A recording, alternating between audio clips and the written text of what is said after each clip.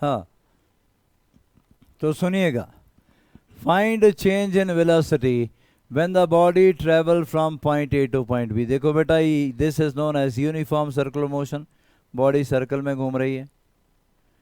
यहाँ आपको वेलोसिटी दी गई है 10 मीटर पर सेकेंड, लेकिन वेलोसिटी का जो मैग्नीट्यूड है, हाँ वो यहाँ भी 10 है और यहाँ भी 10 है। वेलोसिटी का मैग्नीट्यूड हर जगह सेम होता है यूनिफॉर्म सर्कुलर मोशन में, पर वेक्टर अलग है, मतलब वेलोसिटी अलग है। ये वेलोसिटी v1 है बेटा, ये वेलोसिटी v2। क्यों वेलोसिटी अलग क्यों है? डायरेक्शन अलग है। यहाँ डायरेक्शन ये है और यहाँ डायरेक्शन ये है। आपसे क्या कहा गया? Find change in velocity when body travel from A to B. तो क्या करना है आपको? v1 को वेक्टर फॉर्म में एक्सप्रेस करना है, v2 को वेक्टर फॉर्म में एक्सप्रेस करना है, क्योंकि अभी तक हमने वेक्टर फॉर्म में लिखना ही सीखा है। और भी तरीके हैं, और बाद में तुम देख के बता दोगे जब और तरीके करेंगे आज हम ना, बाद में तुम देख के बोल दोगे कि बस इसका आंसर ही आने वाला है। पर फिलहाल तो हमारे पास वही तरीका कि वेक्टर फॉर्म में लिखें। और बोला चेंज, चेंज क्या होता है बेटा? Final minus initial. तो फाइनल क्या है? v2, और इनिशियल क्या है? v1। मतलब आपसे v2 minus v1 find out करने को वो बोल रहा है। लिखो, v1 को भी वेक्टर फॉर्म में लिखो और v2 को भी वेक्टर फॉर्म में लिखना है, और फिर फाइंड आउट करना है चेंज इन वेलोसिटी।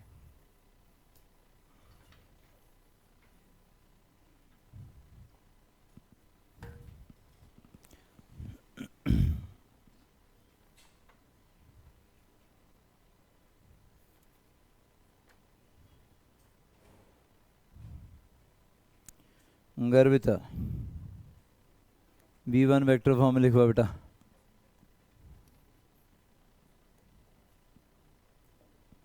क्या लिखवाएगी? चल मैं तुझे थोड़ा सा अपडेट कर दूं कि मैंने लास्ट टाइम आपको ये भी बताया कि vectors are डिस्प्लेसेबल, right?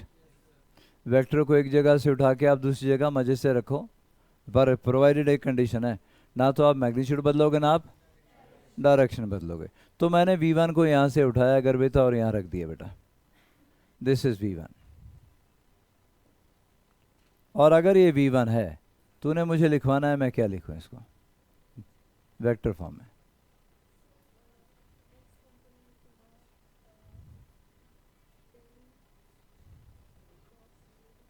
Ten cos 0, हाँ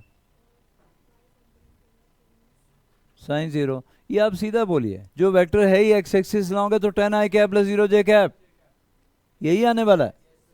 10 cos 0 i कैप करोगे तब भी 10 i cap, plus 10 sine 0 j cap करोगे तब भी साइन 0 0 ही होता है। तो आप इसको लिख सकते हो 10 i cap plus 0 j cap. तो बैठ बेटा,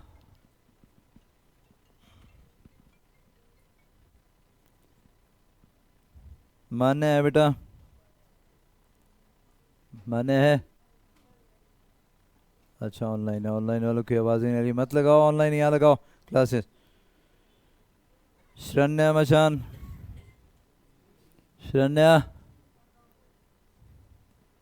वो यार ऑनलाइन का क्या शौक पड़ा तुम्हारे को? ऐसा ऐसा थोड़ा होता है। शरण्या भी ऑनलाइन है। याचना मेहता, याचना, हाँ याचना, मुझे अब आपको ये बताना है कि मैंने v2 भी डिस्प्लेस कर दिया बेटा। ये था ना v2, यहाँ से उठाया और यहाँ रख दिया, और ये आपका v2 वेक्टर है। मुझे आपने लिखवाना है, मैं इसको क्या लिखूं? 0 i कैप प्लस नहीं माइनस 10 j कैप। ऊपर वाला प्लस y एक्सिस तो नीचे वाला माइनस y एक्सिस, तो ये बनेगा 0 i कैप माइनस क्या बेटा? Minus 10 j cap. तो ये ऐसे ना, अब ये बोल रहा है कि आप change in velocity find out करो, मतलब हमसे क्या फाइंड आउट करने को बोल रहा है बेटा? तो delta v change in velocity आपके पास आएगा v2 माइनस v1। क्या लिखूं बच्चा?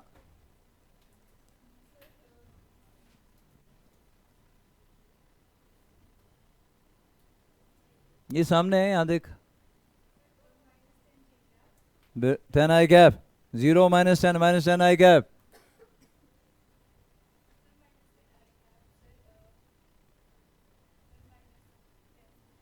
Minus 10 j cap, 0 minus 10 minus 10 i cap, फिर माइनस 10 माइनस 0, माइनस 10 जे कैप, तो माइनस 10 आई कैप माइनस 10 जे कैप।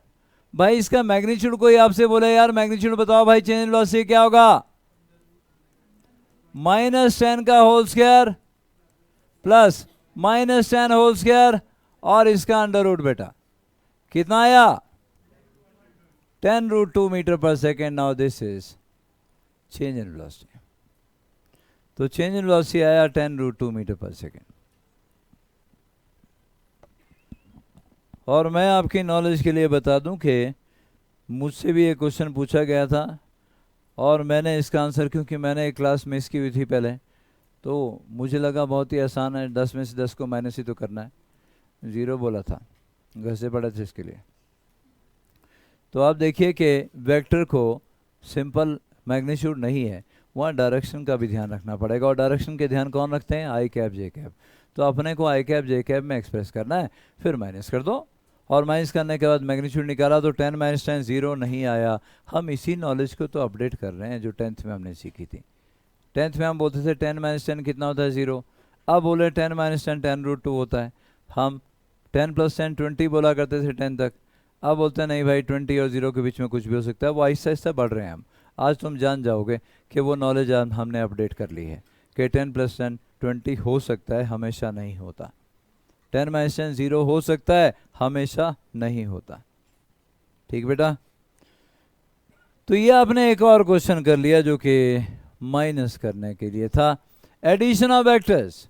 देखिए एडिशन ऑफ वेक्टर्स में हमारे पास दो टाइप के एडिशन हमारे पास होगी, एक तो दो वेक्टर की एडिशन बेटा एडिशन ऑफ 2 वेक्टर्स, और दूसरा होगा addition of more than 2 vectors. दो वेक्टर की एडिशन हो या मोर देन 2 वेक्टर की एडिशन हो, अगर वेक्टर्स वेक्टर फॉर्म में अवेलेबल है तो यही करना है, आई कैप में आई कैप ऐड करना है, जे कैप में जे कैप ऐड करना है, के कैप में के कैप ऐड करना है। क्या मेरी बात सुन रहे हो ध्यान से, दो वेक्टर को ऐड करोगे या 20 को ऐड करोगे या 200 को ऐड करोगे, अगर वेक्टर फॉर्म में वेक्टर नोन है आई कैप जे कैप में तो ये करना आई कैप में आई कैप, जे कैप में जे कैप, के कैप में के कैप में के कैप। फॉर एग्जांपल ए हमारे पास है 3 आई कैप प्लस जे कैप माइनस के कैप, और वेक्टर बी बेटा हमारे पास है 2 आई कैप माइनस 2 जे कैप प्लस 3 के कैप। अब कोई बोलता है यार इन दोनों को ऐड करो, तो क्या बेटा 3 + 2 5 आई कैप, 1 - 2 माइनस जे कैप, -1 + 3 + 2 के कैप। और कोई बोले यार इसका भाई मैग्नीट्यूड भी बताई दो लगे हाथों, तो क्या बोलोगे 5 square plus -1 whole square plus ये plus 2 whole square and root 30 इसका मैग्नीट्यूड आ गया।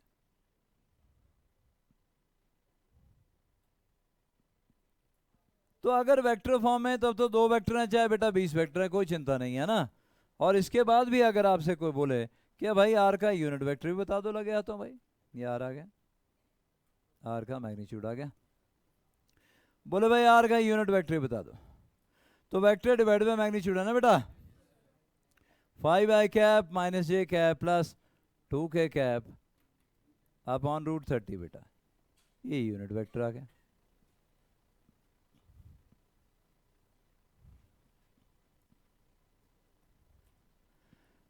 तो बच्चा दो वेक्टर हो चाहे 20 हो चाहे 200 हो, अगर वेक्टर फॉर्म में हमारे पास वेक्टर अवेलेबल है तो आई कैप में आई कैप, जे कैप में जे कैप और के कैप में के कैप ऐड करना।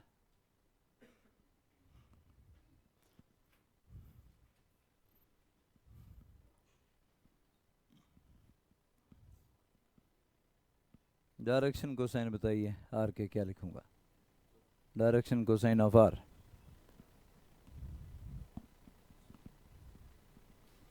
Direction cosine of R, direction बताने वाले कोसाइन। पिछला लेक्चर बेटा पढ़ के आना पड़ेगा, क्वेश्चन कहाँ से आना समझ में, पिछला पढ़ के आएगा तब आएगा समझ में। स्टडीड होता तो फिर तो मैं कोई फॉरेन लैंग्वेज में बात कर रहा हूँ, जापानी बोल रहा हूँ, चीनी बोल रहा हूँ, डायरेक्शन कोसाइन पूछ रहा हूँ। हाँ बेटा, direction cosine of vector are,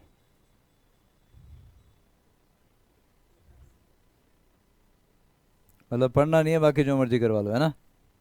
direction cosine of are, जल्दी बोलो, खड़े हो जाओ।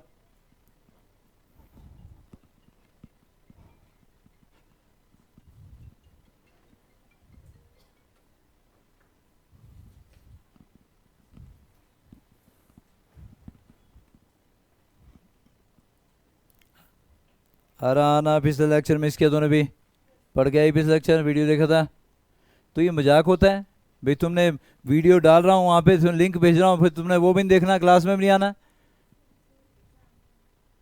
तो बेटा एग्जाम ही है, वो देखा जा सकता है। बोला है मैंने कि जिसके वेक्टर में इशू है उसकी सारी फिजिक्स जाएगी। समझ में नहीं आती बात है? देख लूंगी क्या? क्लास में आने से पहले देखना होता है? आज का लेक्चर अटेंड करने के बावजूद गया तुम्हारा, मजाक बना के रखा हुआ है।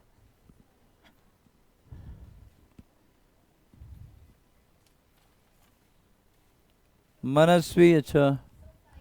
हाँ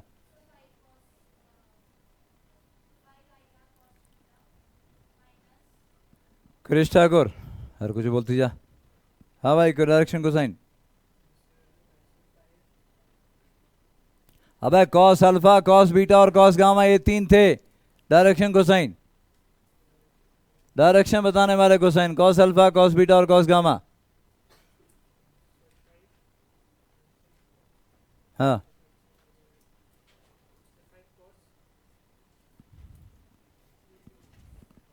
तकलीफ है पुराना पढ़ के आने में, जितना बोल रहा हूँ कि वेक्टर आपके ज़रूरी हैं, करने पड़ेंगे, इसके सिवा चारा कोई नहीं है। पिछले लेक्चर लगाया था है, डायरेक्शन को साइन पर लगाया। थोड़ा नहीं होता, प्रसाद है, थोड़ा देना है, पूरा पढ़ के आना पड़ता है। हाँ बोलो, डायरेक्शन को साइन, डायरेक्शन को साइंस ऑफ वेक्टर पूछ रहा हूँ। हाँ जी, पढ़ के आना होता है, फिर याद आता है डायरेक्शन को साइन। है जी, तो क्या लिखूं यहाँ पे? डायरेक्शन को साइन ऑफ आर। चल गुड़ बोल। हाँ हाँ हाँ, जल्दी बोल, जल्दी बोल। 5/, ए एक्स अपॉन ए, तो ये आर एक्स अपॉन आर का मैग्नीट्यूड, आर एक्स कितना है 5, और इसका मैग्नीट्यूड कितना है √30, तो cos alpha is 5/√30, cos beta -1/√30, A y upon A, cos gamma 2/√30। ये थे direction cosines of a vector, direction बताने वाले cosine.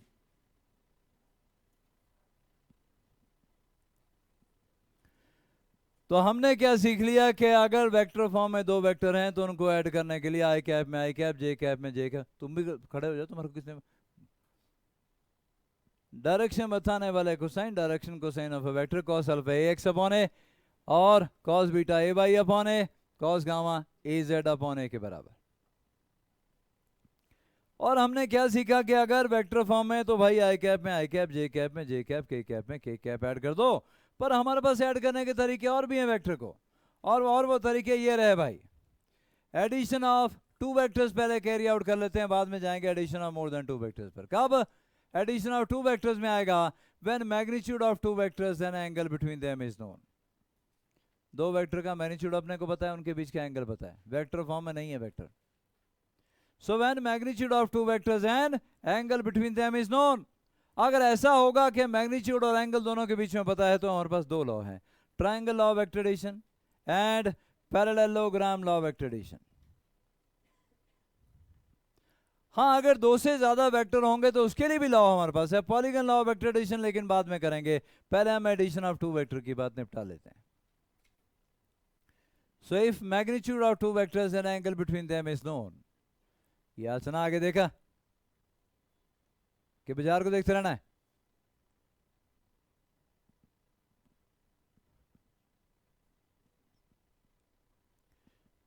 So addition of two vectors में if magnitude of two vectors and angle between them is known, तो हमारे पास दो law है बेटा, क्या?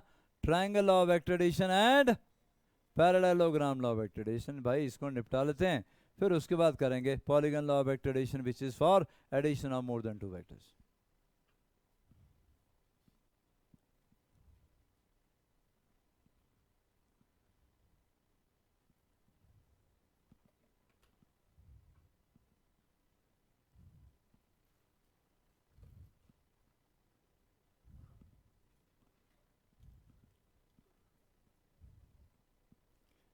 क्या मैं आगे चलूं भाई?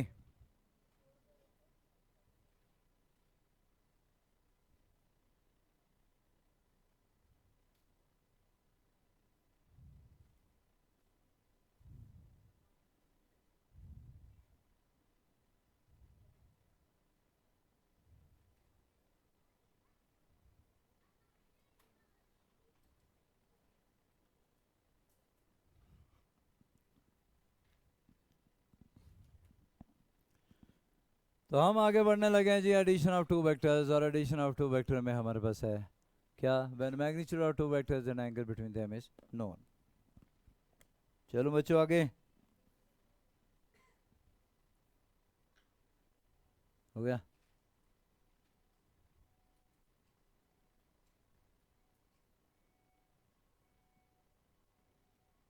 चलो भाई ट्राइंगल ऑफ वेक्टर एडिशन बेटा।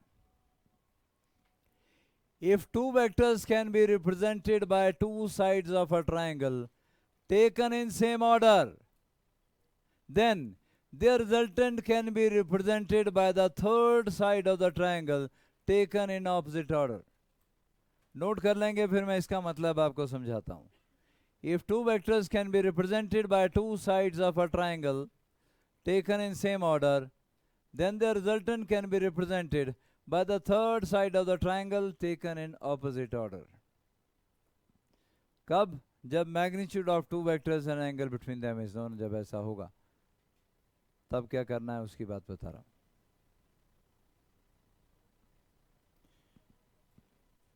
पिछले लेक्चर में और कौन कौन एब्सेंट था बेटा? सभी प्रेजेंट थे क्या और कोई एब्सेंट था?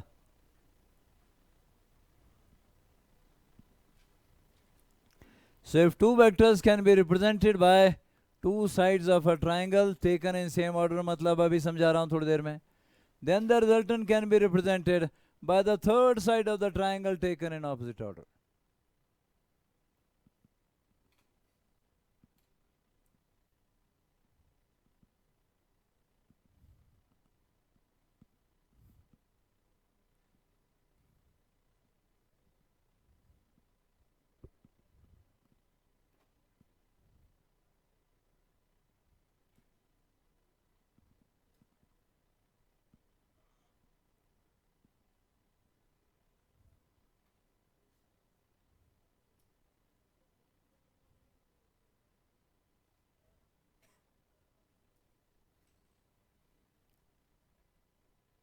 मतलब समझ लो बेटा स्टेटमेंट का।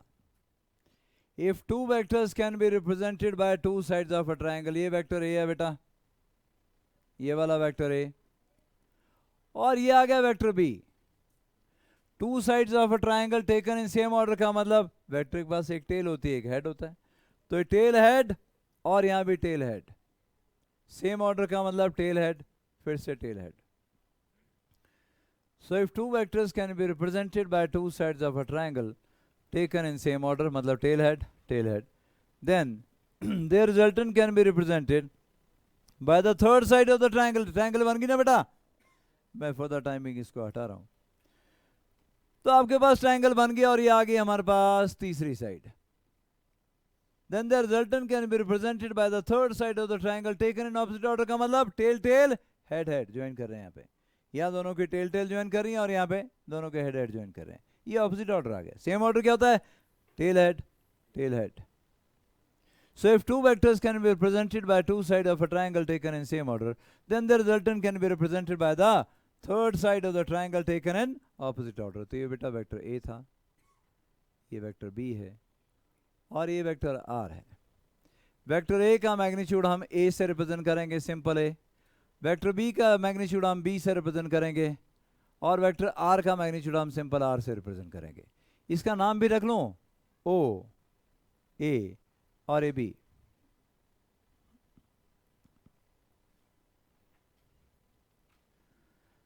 तो अभी देखने में तो अजीब सा लगता है यार, क्या ट्रायंगल लॉ क्या आ गया। प्रैक्टिकली क्या अगर वेरीफाई करना चाहते तो कर सकते हो किसी भी वेक्टर के साथ। मान लो फोर्स की बात करें, क्योंकि फोर्स तो लगा ही सकते हो। घर में जाकर के आज इसको वेरीफाई करना बेटा, क्या एक फोर्स, चेयर ले लो, दो बंदे कोई लग जाओ, दोनों दो भाई दो बहनें या मम्मी पापा के साथ में लगा लो।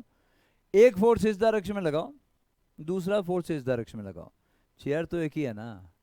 ऐसा थोड़ा होगा कि पहले वाले बंदे की डायरेक्शन में चेयर थोड़ा चले, फिर दूसरे को बोले रुक, दूसरा भी लगा रहा है, पहले उसकी डायरेक्शन में जा लेती हूँ। दो दो डायरेक्शन में तो नहीं जाती ना, जाएगी तो एक ही डायरेक्शन में ना। तो आपकी चेयर ना तो यहाँ आएगी ना यहाँ जाएगी, वो ऐसे जाएगी, ये वाला पाथ लेगी। और बताऊं, आप ऐसा कर सकते हो वेरीफाई करने के लिए। मान लो एक फोर्स आपने इस डायरेक्शन में लगाई बेटा, दूसरी फोर्स आपने राइट एंगल पे लगाई, चेयर ले लो, आप आगे को फोर्स लगाओ और जो साथ में कोई दूसरा बंदा उसको राइट एंगल पे लगाने को बोलो। ना चेयर आगे जाएगी, ना चेयर राइट एंगल पे इधर को आएगी, चेयर बेटा ऐसे जाएगी। क्यों? रिजल्टेंट फोर्स की डायरेक्शन ही आएगी। तो ट्रायंगल लॉ ऐसा नहीं है कि लिख दिया और हो गया। आप प्रैक्टिकली इसको वेरीफाई करना चाहते हो, मजे से करिए, कोई परेशानी नहीं है, वेरीफाई किया जा सकता है, क्योंकि फोर्स जैसा वेक्टर है जो कि हम लगा सकते हैं और वेरीफाई भी कर सकते हैं। सिर्फ फोर्स के लिए नहीं, सारे वेक्टर जितने भी आगे आएंगे सबके लिए लॉ अप्लीकेबल है। बैठो नीचे और लेक्चर रिवाइज करके आया करो। पीछे फिर लैंग्वेज समझ में नहीं आती, क्या क्या बोले जा रहे बोले, क्वेश्चन समझ में नहीं आते, पिछला पढ़ के नहीं आएगा तो क्या समझ में आएगा? इतना क्लियर हो गया? आप किसी और डायरेक्शन में लगा सकते हो भाई, जरूरी नहीं है कि ऐसा ही। आप ऐसे फोर्स लगाइए, एक बंदा ऐसे फोर्स लगाओ, दूसरा ऐसे लगाओ भाई। बेटा ना तो चेयर या जिसके ऊपर ही फोर्स लगा रहे इस डायरेक्शन में जाएगी, ना इस डायरेक्शन में जाएगी, वो इस डायरेक्शन में जाएगी। क्यों? ये आ गया two vector taken in same order, tail head है ना, और ये आ गया third vector taken in opposite order. Resultant आपकी जो बॉडी है जिसके ऊपर आप फोर्स लगा रहे हो वो इस डायरेक्शन में राइट एंगल पे इधर को चलना शुरू हो जाएगी। तो ये कोई ऐसा नहीं है कि आप ग्राफिकली भी ये लॉ ट्रू है, और जो हम मैथमेटिक क्वालिटेटिव अभी इसका डेरिवेशन करने वाले हैं वैसे भी ट्रू है, दोनों तरीके से ट्रू है। क्या इतना मतलब समझ में है मेरा? बहुत बढ़िया जी। मतलब आपको ये है कि कोई क्राइम करने की ज़रूरत नहीं है, ज़िंदगी भर आप कैसा बहुत बार आपके साथ हो चुका है कि एक से ज़्यादा लोगों ने किसी बॉडी के ऊपर फोर्स लगाई हो और बॉडी एक ही डायरेक्शन में चल रही हो। ऐसा नहीं कि 10 लोगों ने फोर्स लगाई तो बॉडी 10 की मानेगी कि यार पहले तेरी डायरेक्शन में जाती हूँ भाई, दूसरे को बोलेगी अब रुक जा इसका नंबर है इसकी डायरेक्शन में जाऊंगी, फिर तीसरे को बोलेगी तुम दोनों का नंबर आ गया अब तीसरे की डायरेक्शन में जाऊंगी। अरे बॉडी को एक ही डायरेक्शन में जाना भाई, और किस डायरेक्शन में? जिधर रिजल्टेंट आएगा। तो आप ट्रायंगल लॉ से दो फोर्सेस का रिजल्टेंट आराम से फाइंड आउट करिए। ये ग्राफिकली भी सही है लॉ और मैथमेटिकली भी सही है, जो आप मैथमेटिक्स हम करने वाले हैं।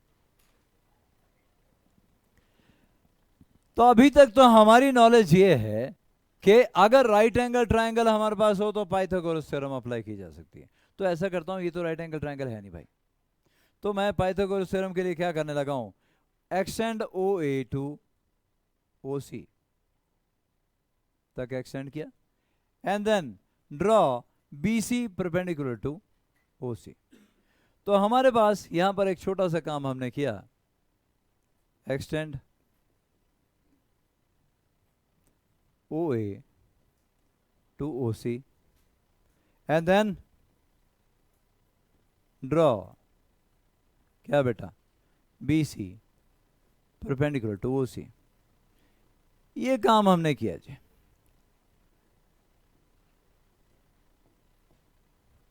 कंस्ट्रक्शन में वो इसलिए किया ताकि हमारे पास राइट एंगल ट्रायंगल आ जाए, और राइट एंगल ट्रायंगल में हम जाते हैं कि पाइथागोरस थ्योरम अगर अप्लाई करूंगा तो आर निकाल सकता हूं मैं, हाइपोटेन्यूस निकाला जा सकता है।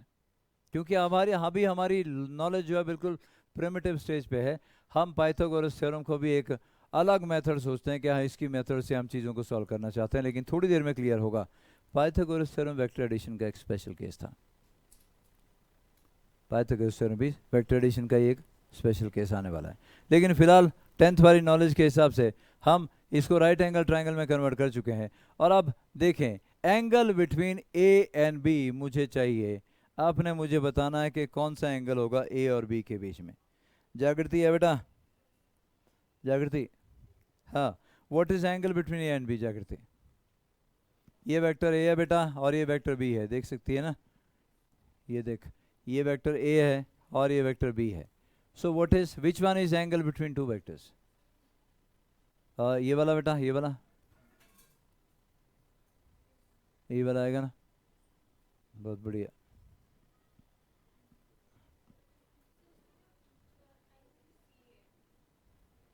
है भानवी चतरा, हाँ भानवी, मार्क कर कौन सा एंगल है, एंगल ए और बी के बीच में, जल्दी जाओ जल्दी। Which one is angle between A and B?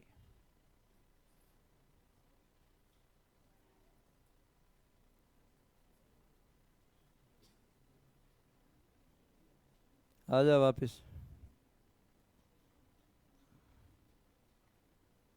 Ayush Thakur, हाँ जी, ये वाला और ये वाला एंगल, ये थीटा आएगा। ऐसा क्यों लगा तुझे कि ये थीटा आएगा?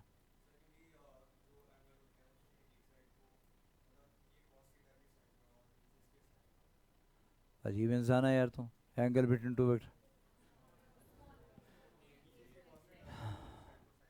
देख भाई, पढ़ के आया कर, इस तरीके से नहीं चलेगा, सबको बोल रहा हूँ। तुम पुराना लेक्चर पढ़ के नहीं आते और ये सारी चीज़ें नहीं है। एडिशन, सब्ट्रैक्शन, मल्टीप्लिकेशन सिखा रहा हूँ, कोई बुरा काम नहीं कर रहे हो तुम लोग। पिछला पढ़ के आओगे तो एडिशन सब्ट्रैक्शन आएगी, नहीं आएगी तो फिजिक्स भी नहीं आएगी। अजीब इंसान हो यार, हर कुछ बोलना शुरू कर देते हो। भाई ये वाले के लिए कोई खड़ा हो गया तो तुम्हें भी दूसरा दिखा कि यही वाला है, यही बोलना है। पता तो होना चाहिए क्यों बोलना है इस एंगल को थीटा। तो आप टेल टू टेल पहले वेक्टर को ज्वाइन करते हो, बोला मैंने। First of all join two vectors tail to tail, then smaller of the two angle will be angle between the two vectors.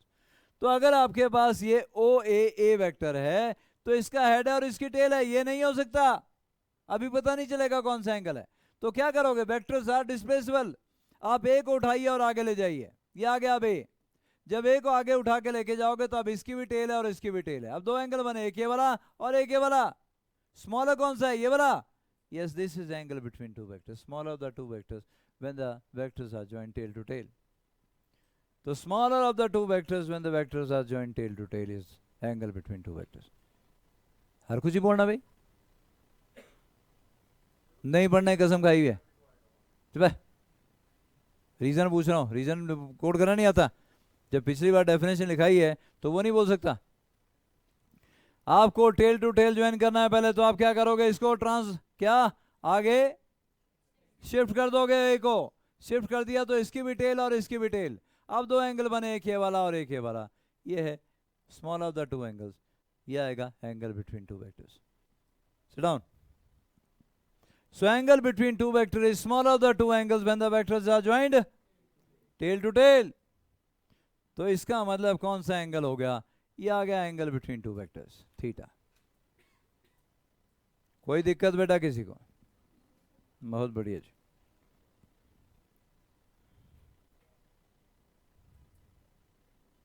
अवरिल Negi. तो नेगी जी, अब आपने मुझे ये बताना है कि ये रहा वेक्टर ए बेटा, सॉरी ये रहा वेक्टर बी और एंगल थीटा है। तो बी का कंपोनेंट थीटा की डायरेक्शन में क्या लिखूं? बी कॉसिरा, सिर्फ कॉसिरा थोड़ा, बी कॉसिरा। परपेंडिकुलर डायरेक्शन में बी साइन थीटा।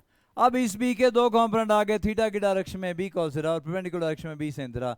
और मैं इसको पुराना तरीके से करना चाहूं तो ऐसे भी बोल सकता हूं, इन ट्राइंगल, कौन सी ट्राइंगल बनी बेटा है, A C B. In triangle A C B क्या कॉस थीटा निकालो, cos theta is A C upon B. वे तेरी एस सी, बेस कितना बना, ए सी बना ना, ए सी अपॉन बी। तो ए सी निकल आया बी कॉस थीटा। और इसी तरीके से बी सी निकल आएगा बी साइन थीटा, क्योंकि साइन थीटा आपके पास आएगा क्या, B C upon B, right. तो बी सी आपके पास आ जाएगा बी साइन थीटा। कोई दिक्कत यहां तक बेटा?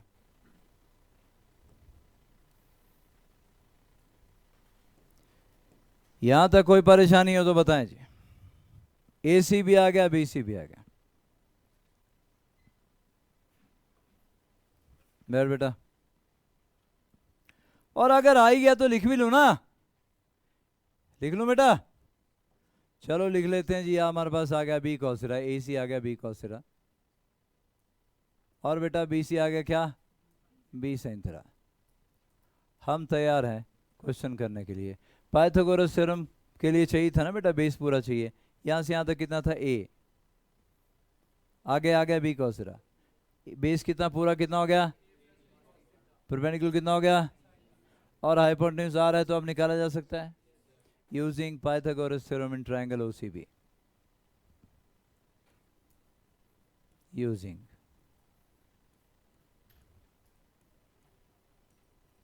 Pythagoras theorem.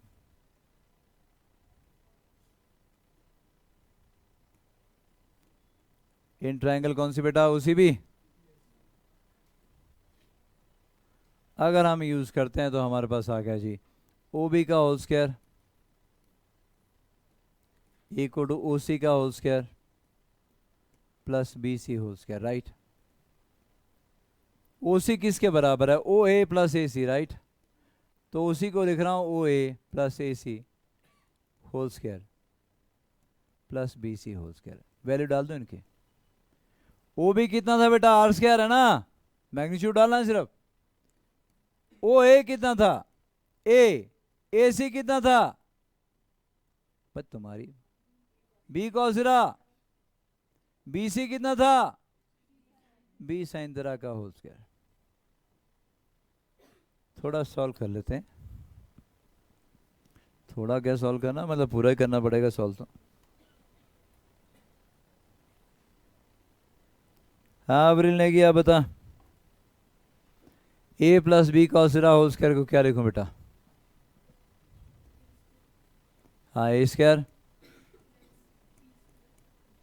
Plus B square बस कॉस स्क्वायर थीटा, आगे प्लस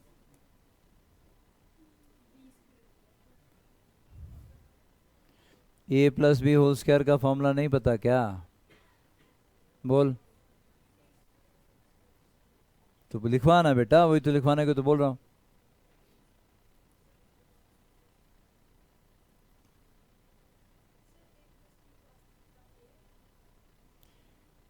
ये ए है और ये बी कॉसिरा पूरी एक टर्म है, ए एक टर्म है, बी कॉसिरा दूसरी टर्म है, प्लस 2a, हाँ 2a B cos theta plus B square sine square theta. B square आप बेटा यहाँ भी और यहाँ भी, दोनों को इकट्ठा कर लो तो आर आपके पास आ जाएगा A square plus B square, अंदर आएगा cos square theta plus sine square theta, जो कि 1 हो जाएगा, है ना, plus 2a B cos theta, under root भी आएगा अब, है ना। आर स्क्वायर से आर पे आ गया ना बेटा, तब तो अंडर रूट भी आएगा। लो भाई अंडर रूट भी लगा देते हैं।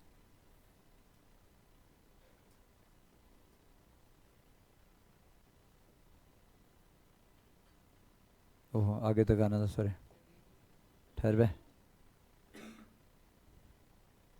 वो चलो भाई आगे चल थोड़ा सा। इतना क्लियर हो गया जी।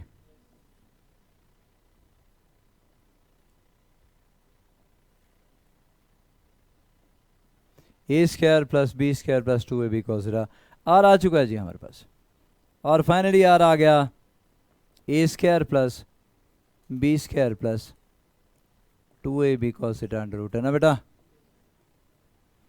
बिल्कुल ही आ गया जी हमारे पास।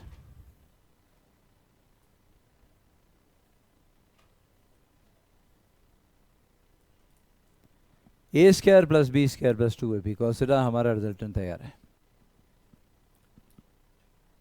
स्कूल में जिनका भी एग्ज़ाम होगा वेक्टर्स का, एक डेरिवेशन आएगी, या तो ये आएगी ट्रायंगल लॉ की, या इससे अगले वाले की पैरेललोग्राम की आएगी। इम्पॉर्टेंट है, मार्क कर लो, स्कूल एग्जामिनेशन में डेरिवेशन भी आती हैं तो वहाँ आएगी। तो हमने आर का मैग्नीट्यूड फाइंड आउट कर लिया कि आर होगा कितना, A square plus B square plus 2a B cos theta. याद रखें ए भी मैग्नीट्यूड है, बी भी मैग्नीट्यूड है। अगर माइनस भी कोई वेक्टर है ना बेटा, माइनस का के लिए होता है, डायरेक्शन के लिए होता है वेक्टर में, तो उसका मैग्नीट्यूड हमेशा पॉजिटिव होता है। तो इसमें ट्रायंगल लॉ में भी और अगले पैरेललोग्राम में भी ये जो ए और बी हैं सारे इसके अंदर जो है ये सब मैग्नीट्यूड है, मतलब सब पॉजिटिव है, पॉजिटिव वैल्यूज हैं ए और बी की, मैग्नीट्यूड है। क्लियर हो गया, हो तो गया जी, लेकिन हमारे पास अभी डायरेक्शन रहेगी। मैग्नीट्यूड भी फाइंड आउट किया ना, डायरेक्शन तो रह गई, तो डायरेक्शन भी फाइंड आउट कर लो। tan alpha perpendicular upon base, बस। तो भाई tan अल्फा आप फाइंड आउट कर सकते हो, और tan अल्फा आपके पास आ गया B sine theta divided by A plus B cos theta, ये है बेटा। डायरेक्शन भी आ गई, मैग्नीट्यूड भी आ गया, हमारी टेंशन खत्म हुई। वेक्टर के पास दो ही चीजें तो होती हैं, एक डायरेक्शन और एक मैग्नीट्यूड। मैग्नीट्यूड आ गया A square plus B square plus 2ab cos theta, और डायरेक्शन आ गई भाई tan alpha is equal to b sin theta divided by a plus b cos theta. Alpha क्या लिखेंगे, tan inverse of b sin theta divided by a plus b cos theta. ठीक है, ये है triangle law of vector addition, और triangle law में exterior angle of the triangle is angle between two vectors, अंदर वाला नहीं होता। Exterior angle of the triangle is angle between two vector, बस इतना है। तो आपने देख लिया, कितना कर लिया बेटा सबने? तो आपने देख लिया कि भाई ट्राइंगल लॉ में हमारे पास वेक्टर कैसे भी हो सकते हैं, two vector taken in same order, third vector taken in opposite order. ये क्या आ गया, two vector taken in same order, this is third vector taken in opposite order, है ना। जरूरी नहीं है कि डायग्राम जैसा मैंने बनाया वैसे ही तुम्हारे पास हो। वेक्टर ऐसे हो सकते हैं जी। ये आ गया वेक्टर ए, ठीक है बेटा, और ये आ गया वेक्टर बी। सॉरी, ये आ गया वेक्टर ए बेटा, ये आ गया वेक्टर बी, और क्या है, two vector taken in same order है। तो third vector taken in opposite order क्या बन जाएगा, रिजल्टेंट बन जाएगा। ये आ गया third vector taken in opposite order, resultant A plus B. अब यहां से आप क्या सीखे कि जब भी आप लिखोगे R equal to A plus B, तो इसका मतलब है वेक्टर एडिशन है, सिर पे वेक्टर लगा है बेटा, एरो लगा है ना, ये वेक्टर एडिशन है। और अगर ऐसा लिखा है कहीं भी तो इसका सीधा सा मतलब है कि R का मैग्नीट्यूड कितना होगा, मतलब दिस इंप्लाइज, ऐसा एक्सप्रेशन आपको कहीं दिखे तो इंप्लाइड है, ऑटोमेटिकली आप बोलोगे ये इंप्लाइड है कि भाई R का मैग्नीट्यूड कितना आएगा, कितना बेटा, A square plus B square plus 2ab cos theta under root आएगा।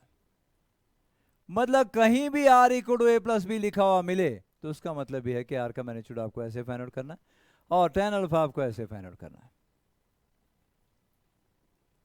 b sin theta divided by a plus b cos theta. तो जब भी कभी आपको R equal to A plus B इस तरीके से लिखा हुआ मिले तो इंप्लाइड है कि R का मैग्नीट्यूड ऐसे ही फाइंड आउट करना है आपने।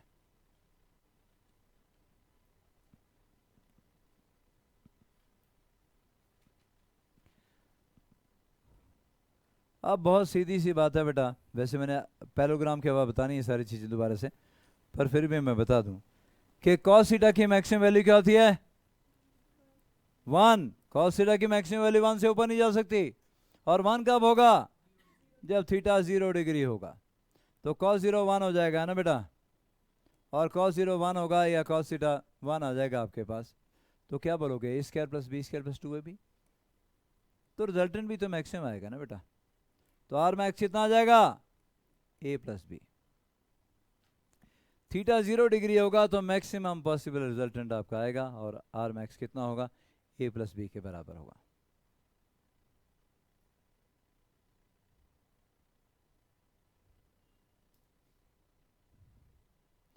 भानुमति इधर आ जा बेटा, इस सीट पे आ जा, तू पीछे आ जा, इधर उधर ये तो एंगल नहीं बनता, दिख रहा है तेरे को कुछ, फिर क्या बैठी है, इधर इधर आ जा बच्चा, इधर को जाओ, अब देखिएगा।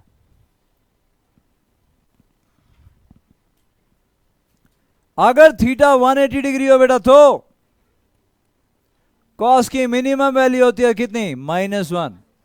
कॉस बेटा साइन भी और कॉस भी मैक्सिमम वैल्यू 1 होती है, मिनिमम वैल्यू -1 होती है।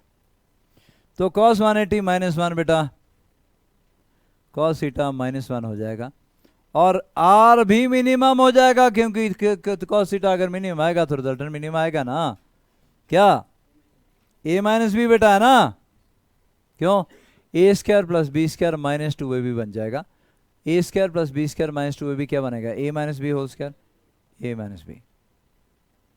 तो दो वेक्टर को ऐड करोगे तो ए प्लस बी से ऊपर नहीं जा सकती वैल्यू, ए माइनस बी से नीचे नहीं आ सकती, उनके बीच में रहेगी। मैं और ये केसेस और एक्सप्लोर करेंगे, ये दो ही एंगल, थोड़ा हमारे पास कई एंगल है और एक्सप्लोर करेंगे, लेकिन पहले पैरेललोग्राम करवा देता हूँ क्योंकि उसका आंसर भी सेम आएगा, सेम आंसर आने वाला है पैरेललोग्राम का भी। फिर इसी फॉर्मूला को थोड़ा सा और एक्सप्लोर कर लेंगे।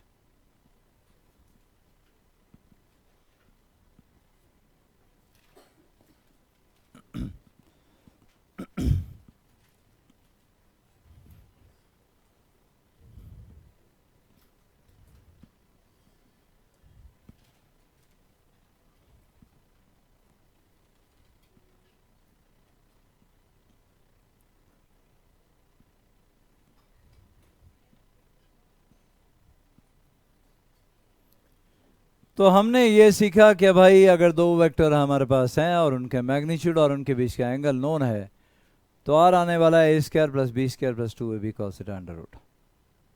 ठीक, मैक्सिमम पॉसिबल रिजल्टेंट क्या होगा, a + b, minimum a - b। a + b से ऊपर नहीं जा सकता, a - b से नीचे नहीं आ सकता, इन दोनों के बीच में रहेगा। तब तो ये भी बोल सकते हैं हम लोग कि अब 5 + 4 कितना होगा, 1 और 9 के बीच में। 9 से बड़ा नहीं हो सकता, 1 से छोटा नहीं हो सकता, 1 और 9 के बीच में कुछ भी हो सकता है। अब ये एंगल डिसाइड करेगा कितना होगा। यही एडिशन तो अपडेट कर रहे थे हम लोग, और एक और लॉ करने के बाद थोड़े से और केस देखेंगे और हमारी एडिशन अपडेट हो जाएगी। हम जो एडिशन 10th में करते थे वो स्पेशल केस की एडिशन थी, थोड़ी देर में तुम्हें पता चलेगा। तुम्हें एडिशन सिखाएगी सिर्फ 0 डिग्री की, नंबर लाइन की एडिशन, किसी और एंगल के बारे में बताया नहीं गया। अब जो मर्जी एंगल हो हम ऐड कर सकते हैं। ठीक, लेकिन पहले कर लेते हैं पैरेललोग्राम, फिर दोबारा आते हैं इसी पे। ये रहा जी हमारे पास पैरेललोग्राम लॉ ऑफ एडिशन, और ये क्या बोलता है, if two vectors can be represented by two adjacent sides, ये लिखना जरूरी है, of a parallelogram, then the resultant can be represented by the diagonal of the parallelogram. लेकिन पैरेललोग्राम के तो दो डायगोनल होते हैं भाई। देखिए, if two vectors can be represented by two adjacent, साथ साथ वाली साइड्स, क्योंकि पैरेललोग्राम की 4 साइड होती हैं, तो हमें बताना जरूरी है, ये एडजेसेंट लिखना जरूरी है। If two vectors can be represented by to adjacent sides of a parallelogram, then their resultant can be represented by the diagonal। पर diagonal भी दो होते हैं यार, एक है और एक है, ये भी बताना पड़ेगा कौन सा diagonal। their resultant can be represented by the diagonal of the parallelogram, कौन सा, passing through the point of intersection of two vectors, कहता है ये resultant होगा। तो ये सारी स्टेटमेंट का मतलब, if two vectors can be represented by two adjacent sides of a parallelogram, then their resultant can be represented by the diagonal of the parallelogram। लेकिन वो बताना पड़ेगा कौन सा diagonal, क्या कौन सा, passing through the point of intersection of two vectors।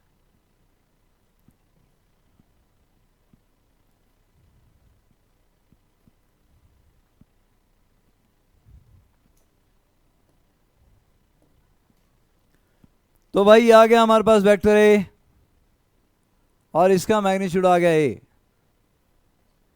ये आ गया हमारे पास वेक्टर बी और इसका मैग्नीट्यूड आ गया बी, और ये आ गया रिजल्टेंट आर और इसका मैग्नीट्यूड आर के बराबर।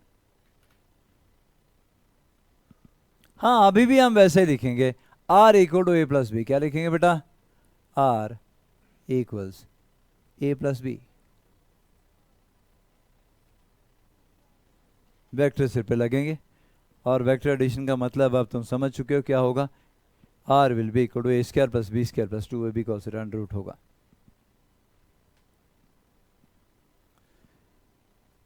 फर्क तो कुछ खास है नहीं वैसे, क्यों बेटा, क्योंकि अगर मैं बी वेक्टर को, ये बी वेक्टर है ना, बी वेक्टर को उठा के यहां से यहां ले जाऊं ना, ओ भाई देख रहे हो, बी वेक्टर को उठा के अगर मैं यहां से यहां ले जाऊं तो बच्चा है तो ट्रायंगल लॉ बन गया यार। ये देखो, ये आ गए two vector taken in same order, this is third vector taken in opposite order, triangle law ही है। हमने ट्रायंगल को जो यहां पर था वेक्टर बी वेक्टर था उसको उठाया बस, और उठा के हम कहां ले गए, यहां से उठा के यहां ले आए हैं। कौन सा एंगल था बिटवीन टू वेक्टर बेटा, बाहर वाला एक्सटीरियर एंगल। यहां भी वैसे बोलेंगे जी, इसको हमने एक्सटेंड किया और ऊपर से परपेंडिकुलर ड्रॉ कर दिया।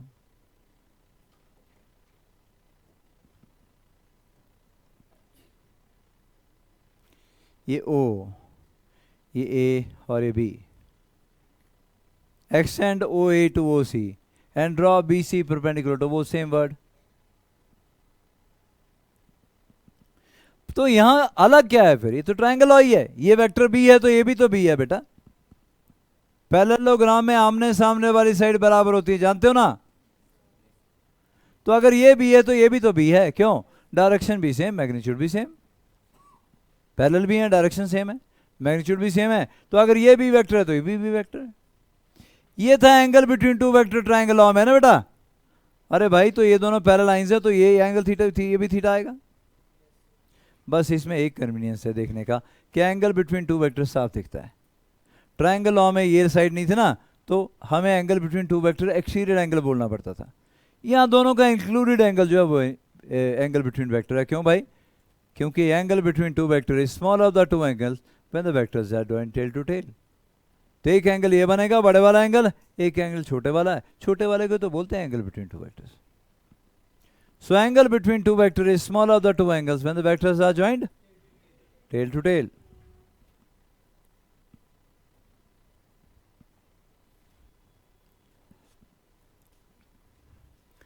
फिर से सारी डेरिवेशन सेम. हमने उसको एक्सटेंड किया, ये कितना बनेगा? B cos theta. बी है ना बेटा? ये बनेगा बी कॉस थीटा और ये बनेगा B sine theta.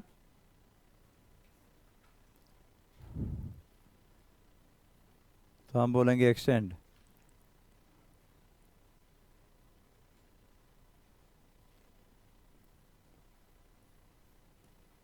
OA to OC and draw.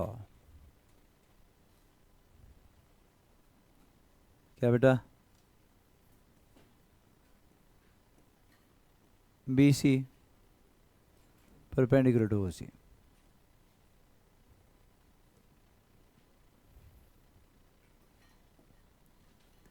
उसके बाद ट्रायंगल ACB में वही सारा का सारा प्रोसीजर, कॉस थीटा और साइन थीटा निकाल लेंगे.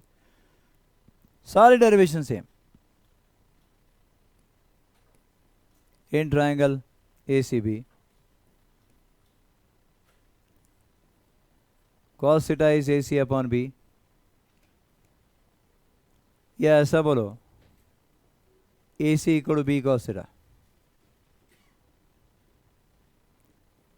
साइन थीटा इक्वल क्या बेटा? BC अपॉन B,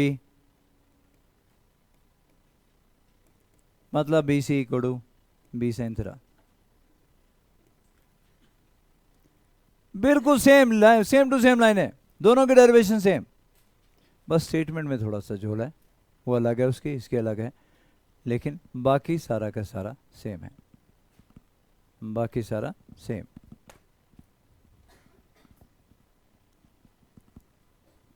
ठीक है.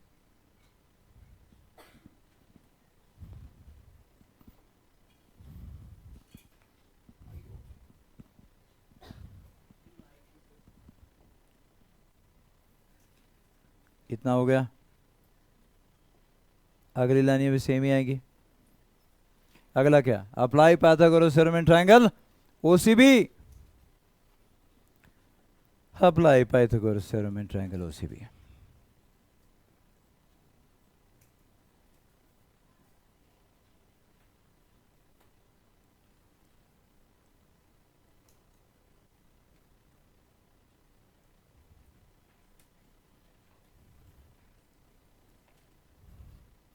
क्या बेटा? OB का whole square equal to OC whole square plus BC whole square, या ऐसा बोलो कि R square equal to A plus B cos theta का होल स्क्वायर. बिल्कुल same line, plus B sine theta whole square. आप लोगों ने पूरी डेरिवेशन नोट करनी है, मैं सीधा सीधा रिजल्ट लिख रहा हूँ. अब लिख दूँ A स्क्वायर, आपने पूरा करना, लेकिन plus B square plus 2AB cos theta और इसका अंडर रूट.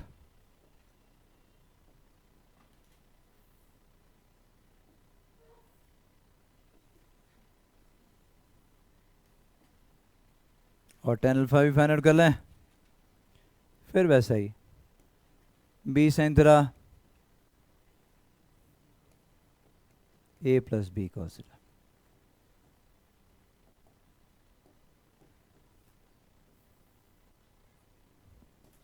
सारा सेम आ गया।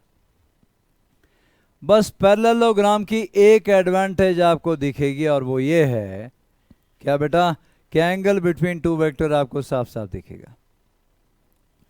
एंगल बिटवीन टू वेक्टर आपको दो लाइनों के बीच में साफ बनता हुआ दिखेगा। ट्रायंगल लॉ में वो exterior angle of the triangle बन गया था, यहाँ एंगल साफ दिखता है लेकिन फर्क कोई नहीं है। अगर आप पैरेललोग्राम की ये वाली साइड इधर शिफ्ट कर दोगे तो two vector taken in same order, third vector taken in opposite order, वही आएगा। अलग थोड़ा हो सकता है दो वेक्टर का रिजल्टेंट। दो लॉ हैं तो दो, मतलब ये थोड़ा कि दूसरा लॉ कुछ और ही बोलेगा कि जी डायरेक्शन कहीं और को चलेगी। डायरेक्शन भी सेम होगा, मैग्नीट्यूड भी सेम होगा, हमने प्रूव भी कर दिया। बस स्टेटमेंट में थोड़ा थोड़ा झोल है, थोड़ी अलग है स्टेटमेंट, लेकिन फाइनल आंसर में कोई चेंज नहीं। फाइनल आंसर जैसे हैं वैसे के वैसे हैं।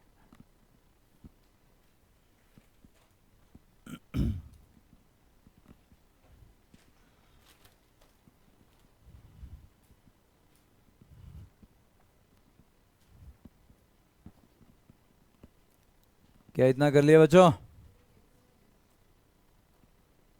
आगे चलो।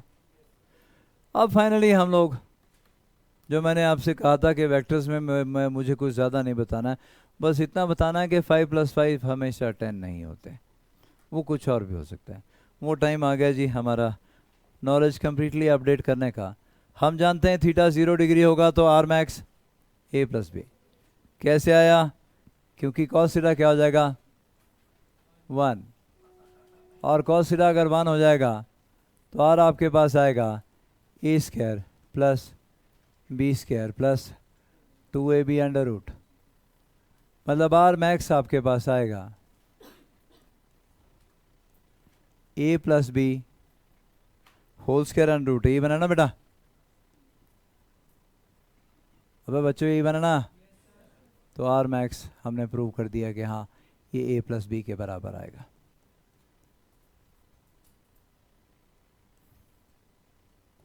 थीटा 180 होगा तो कॉस थीटा आपके पास -1 बनेगा और रिजल्टेंट आपके पास आएगा ए स्क्वायर, बोलो बेटा, plus B square minus 2ab, मतलब a माइनस बी का होल स्क्वायर है ना बेटा, मतलब ये आएगा आपका a माइनस बी का होल स्क्वायर और इसका अंडर रूट। हाँ ये मिनिमम ही तो है, कॉस थीटा की मिनिमम वैल्यू तो आएगी, और आर मिनिमम आपके पास आएगा a माइनस बी। तो मैक्सिमम रिजल्टेंट दो वेक्टर का a प्लस बी से बड़ा नहीं हो सकता और मिनिमम a माइनस बी से छोटा नहीं हो सकता। अगर कहीं थीटा 90 डिग्री होगा तो cos 90 0,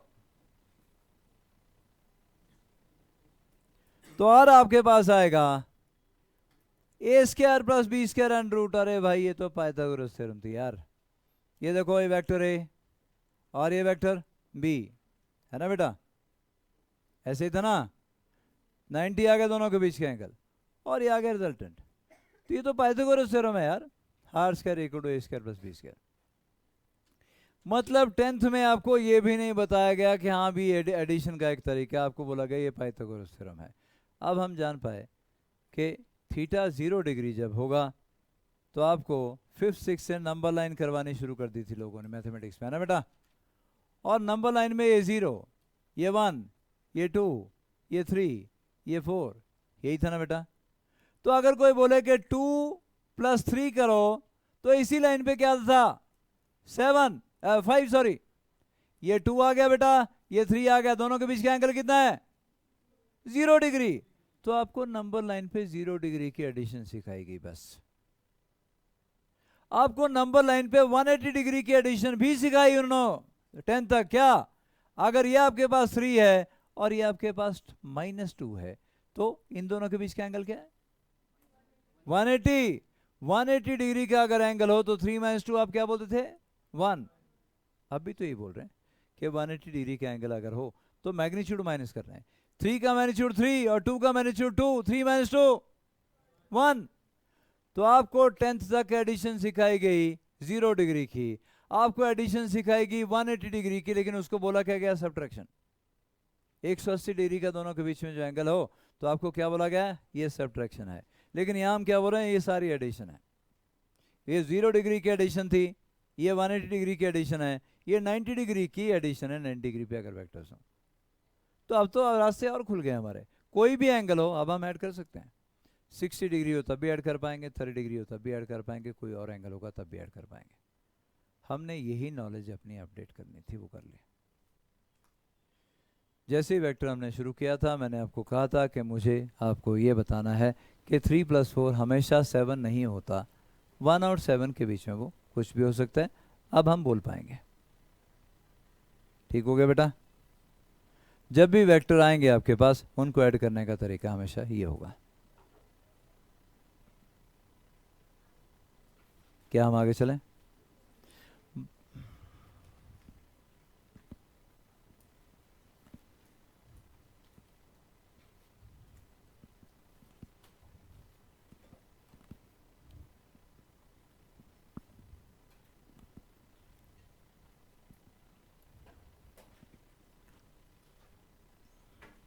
चलो आगे बच्चों। मान लो कि दोनों वेक्टर इक्वल मैग्नीट्यूड के हैं, ए का मैग्नीट्यूड भी ए के बराबर है और बी का मैग्नीट्यूड भी ए के बराबर है। दोनों वेक्टर सेम मैग्नीट्यूड के हैं, लेंथ मतलब सेम है, डायरेक्शन तो अलग है ही, तो वेक्टर तो अलग होंगे होंगे। लेकिन अगर ए और बी बराबर आ जाए, if A equal to B, अगर ए और बी बराबर हमारे पास आएंगे तो देखें क्या बनता है।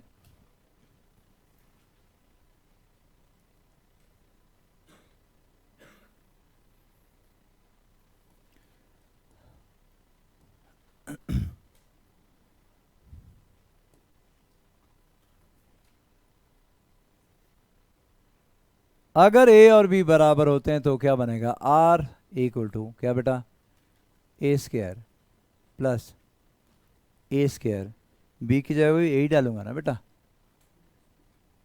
प्लस 2a इंटू ई, 2a square into cos theta और उसका अंडर रूट बेटा। ये क्या बनेगा, 2a स्क्वायर, यहाँ भी 2a स्क्वायर, यहाँ भी 2a स्क्वायर कॉमन निकालूं, बस कॉमन निकालूं तो मैं 2a स्क्वायर कॉमन निकालता हूँ, अंदर 1 प्लस कॉस थीटा। कोई दिक्कत बेटा यहाँ तक? कोई परेशानी यहाँ तक?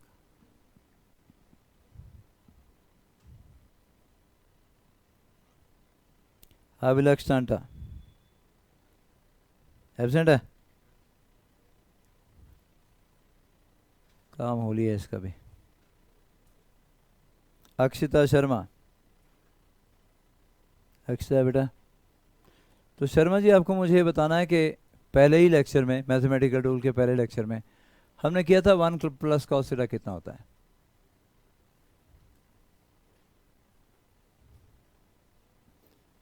मैथमेटिकल टूल इसलिए नहीं करवाए कि तुम अब भूल जाओ, इसलिए करवाए थे कि अब यूज़ होने शुरू होंगे तो तुम्हें याद हो। हाँ, 2 cos स्क्वायर, जोर से बोलो भाई, यहाँ तक सुनाई दे रहा है, उसको सुनाई नहीं दे रहा ढंग से, मुझे तो आगे भी सुनाई दिया तुम जो बोल रहे हो। 2 cos स्क्वायर है ना, अगला नहीं सुनाई दिया मुझे, तो अगला भी सुनाई दिया था। क्या बोल रही थी तू? बोला अपना था 1 + cos थीटा इज, अपना सा तो बैठ। 1 + cos थीटा किसके बराबर था?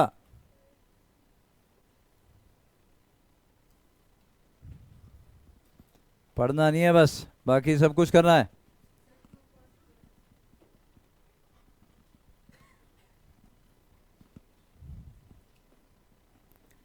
अनुष्का क्या था? 2 cos square theta by 2, 1 + cos theta था 2 cos square theta by 2। Actually मैंने आपको ये बताया कि भाई अगर आपके पास cos स्क्वायर थीटा है तो it is 1 + cos of 2 theta by 2, बताया था ना? यही था ना बेटा? और मैंने आपको ये बताया था कि हाफ एंगल फॉर्मूला भी वैलिड है, cos square of theta by 2 is 1 + cos of theta divide by 2। तो 1 + cos थीटा कितना हो जाएगा, 2 cos स्क्वायर थीटा बाय 2। तो 1 + cos theta is 2 cos square theta by 2। तो मैं लिखने लगा हूं जी 1 + cos थीटा को 2 cos स्क्वायर थीटा बाय 2, और ये बनेगा 2a square into 2 cos square of theta by 2। Under root भी है बेटा, तब तो आ गया आर क्या 2a cos theta by 2।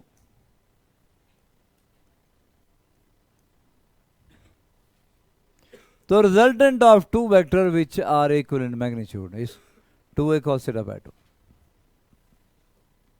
लेकिन ये यूज करना है आपने हमारे जब एमसीक्यू जो मेगा टेस्ट होंगे या हमारे टेस्ट होंगे उसमें सिप में ये फॉर्मूला यूज़ नहीं करोगे, या स्कूल में फॉर्मूला, स्कूल वाले स्कूल में फॉर्मूला यूज़ नहीं करेंगे, स्कूल में पूरा लिखना है। अगर दो वेक्टर का मैग्नीट्यूड बराबर हो ना तो a square plus 2a into cos of theta, और ऐसे अपना आंसर फाइंड आउट करना है। स्कूल वालों को पूरा का पूरा चाहिए होता है, तुमने कैसे किया एक एक स्टेप देखना होता है। और हम यहाँ पे आगे से हम यहाँ पे अपने क्लास में हम सिर्फ एंगल देखेंगे और आंसर बोलेंगे इसका आंसर ये है, क्योंकि एमसीक्यू में कोई प्रोसीजर मैटर नहीं करता कि तुमने कैसे किया। एमसीक्यू में आपको आंसर पता होना चाहिए, टिक करिए चलते बनिए।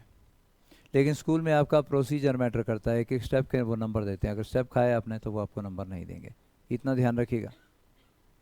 सिप वाले जो यहाँ पे वो भी ध्यान दें और बाकी जो स्कूल वाले हैं वो भी ध्यान दें कि आपको यहाँ के और स्कूल के दोनों पेपर अलग तरीके से आप चलना है। फिजिक्स शुरू हो चुकी है, अभी तक फिजिक्स ना के बराबर थी जो कि एक्सपेरिमेंटल साइंस चल रही थी, अब हमारी इसके बाद फिजिक्स शुरू हो चुकी है, आप ऐसा मान के चलिए। और अगर शुरू हो गई तो आपको यहाँ कुछ अलग तरीके से चलना होगा, कॉम्पिटेटिव की तैयारी अलग चलेगी अब आपकी, ठीक, बताता रहूँगा साथ साथ में। और स्कूल की लिए तैयारी, बोर्ड की तैयारी अलग चलेगी।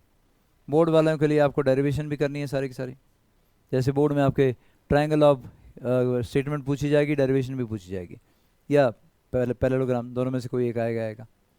हमने कॉम्पिटेटिव एग्जामिनेशन में जहाँ बैठना हो कोई स्टेटमेंट नहीं पूछता, हाँ पता होनी चाहिए आपको और उसका मतलब पता होना चाहिए, सॉल्व कैसे करना क्वेश्चन वो पता होना चाहिए। क्लियर हो गया? तो भाई यार आ गया 2a cos theta by 2। अगर थीटा 0 डिग्री होगा, थीटा 0 डिग्री अगर होगा तो cos ऑफ 0 1, तो आर मैक्स 2a के बराबर आएगा, और क्या आना चाहिए, R max a plus B, a plus a 2a, यहां से भी 2a आएगा, आर मैक्स 2a। अगर थीटा 60 डिग्री होगा तो बेटा cos 60 और थीटा बाय 2 कितना 30 बेटा, थीटा बाय 2 30 आ गया आपके पास, और cos 30 कितना होगा √3 बाय 2, 2 और 2 कैंसल, आर कितना आएगा √3a, 2 into a into √3 by 2, R equal to √3a।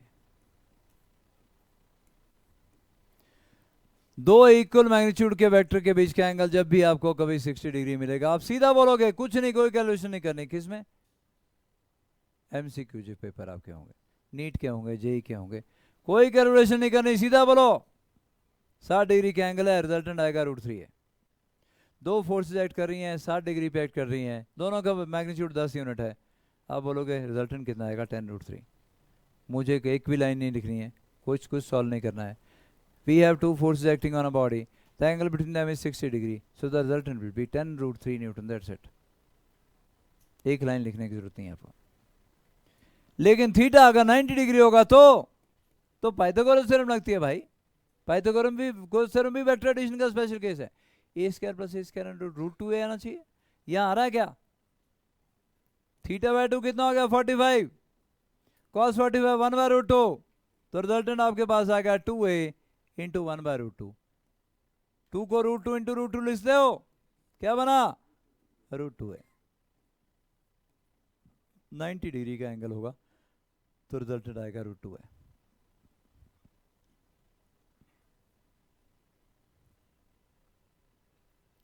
और अगर कहीं एंगल 120 डिग्री हुआ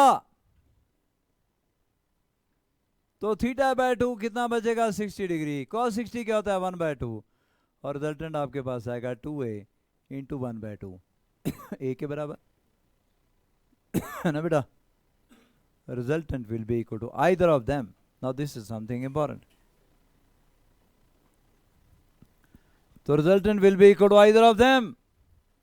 मुझे एक अक्षर भी नहीं लिखना है और सीधा आंसर करना है, टिक करना है वहां पे एमसीक्यू में कि भाई इसका आंसर जो है ये होगा।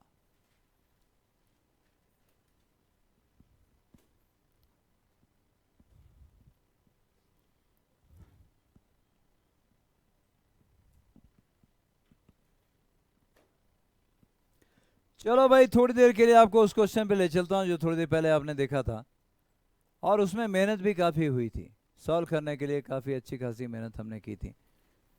वो क्वेश्चन था बेटा ये वाला, याद आ गया? F1 10 न्यूटन, F2 10 न्यूटन, हमने दोनों को वेक्टर फॉर्म में लिखा और फिर दोनों को ऐड किया, तब इतनी देर के बाद 1 2 3 4 5 लाइनों के बाद हमारे पास आंसर आया था। क्या आप दोबारा आंसर कर सकते हो? 10 न्यूटन की ए फोर्स है, 10 न्यूटन की ए फोर्स है, दोनों के बीच का एंगल है 120, resultant will be either of them 10 Newton. एक अक्षर नहीं लिखा तुमने, तुम्हारा आंसर आ गया। तो अब जैसे जैसे हमारी नॉलेज बढ़ती जाएगी, हम इसमें एडिशन में, जैसे बाकी एडिशन में करते हैं 3 + 4 7 होता है, पता है हमें, 10 + 3 13 होता है, पता है हमें। तो अब जैसे जैसे हम क्वेश्चन करते जाएंगे, ये एडिशन अपने दिमाग में बैठती जाएगी, हमें कुछ भी करने की ज़रूरत नहीं पड़ने वाली है। हम सीधा देखेंगे क्वेश्चन और आंसर बोलेंगे ये आंसर होगा। लेकिन ऐसा स्कूल में नहीं करोगे कि जी मैंने देखा और कर लिया, क्योंकि हमें ऐसा बताया गया था, बड़ा बड़ा जीरो मिलेगा, अंडा मिलेगा वहाँ पे। तो वहाँ पे आपको क्या करना है, आर लिखना है a² + a² + 2a² cos theta, theta की वैल्यू 120 डाल दो। cos 120 कितना होता है?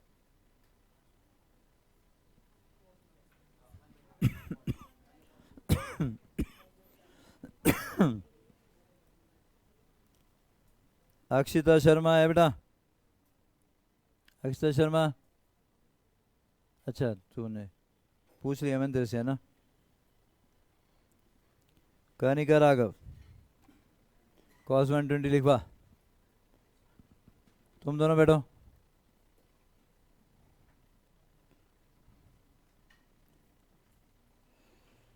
कोई अगर खड़ा हो और उसकी वजह से किसी पीछे वाले को नजर ना आए, कस के मारो कान के नीचे। तुम्हारे को देखना चाहिए था कि पीछे लोग हैं, उनको दिखाई नहीं दे रहा है, पीछे जाना चाहिए था। तो पीछे वालों को हक बनता है, किसी की वजह से नहीं नजर आ रहा ना, आ गया और कान के नीचे दबा के दो, ताकि उसको अकल आ जाए कि यहाँ साइड पे खड़ा होना जाके। हाँ बोल, कितना? cos 120 कैसे लिखूंगा? cos 90 + 30। आगे बोल। तो cos सेकंड क्वाड्रेंट में चला गया, और सेकंड क्वाड्रेंट में cos नेगेटिव होता है। भूलनी नहीं है चीज़ें, इसलिए बताई गई हैं ताकि आपको अभी परेशानी ना हो। फिजिक्स शुरू हो रही है, चीज़ें यूज़ होनी शुरू हो चुकी हैं। पुराने लेक्चर रिवाइज करिए, सारे मैथमेटिकल रूल रिवाइज करिए, वेक्टर रिवाइज करके आइएगा। आगे जाना है तो पिछला वेक्टर आता होना चाहिए। तो पिछली चीज़ें आप भूलनी नहीं है। वो आपको पूरा 1 महीना लगा के मैथमेटिकल टूल इसलिए करवाए हैं ताकि आप फिजिक्स में कोई दिक्कत ना हो। लेकिन अभी भी तुम लोग हर कुछ बोलोगे तो बात नहीं बनेगी। तो क्या लिखूँ आगे करने का? Minus sin 30। sin 30 क्या होता है? 1/2। माइनस साइन पहले, -1/2। तो cos 120 is -1/2। Sit down। cos 120 is -1/2। By chance अगर आ जाए स्कूल वालों को तो ऐसे सॉल्व करना है, a² + a² + 2a² cos 120, और cos 120 होता है -1/2। पूरा शो करना है रिजल्ट, फिर r = a के बराबर शो करोगे तो नंबर मिलेंगे। अगर तुम बोलोगे मैं तो मन ही मन में सॉल्व कर लिया, तो मन ही मन में तुम्हें 0 ही मिल जाएगा वहाँ पे।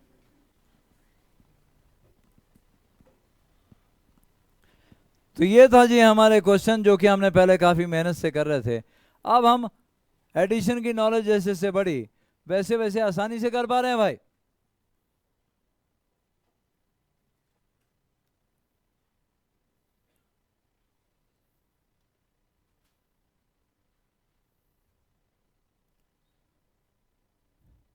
इतना हो गया जी, यहाँ तक कर लिया हमने, आ गया सभी को? तो अगर दो इक्वल वेक्टर के बीच का एंगल 0 डिग्री है तो r = 2a, 60 डिग्री है तो √3a, 90 डिग्री है तो √2a, 120 है तो a।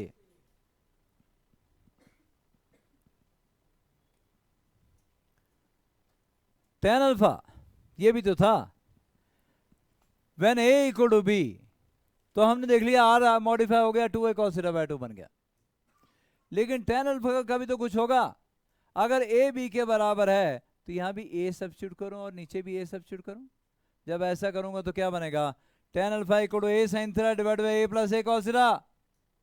a sin θ/a common आया नीचे से, a × 1 + cos θ। A into 1 plus cos theta के बराबर। ठीक है बेटा।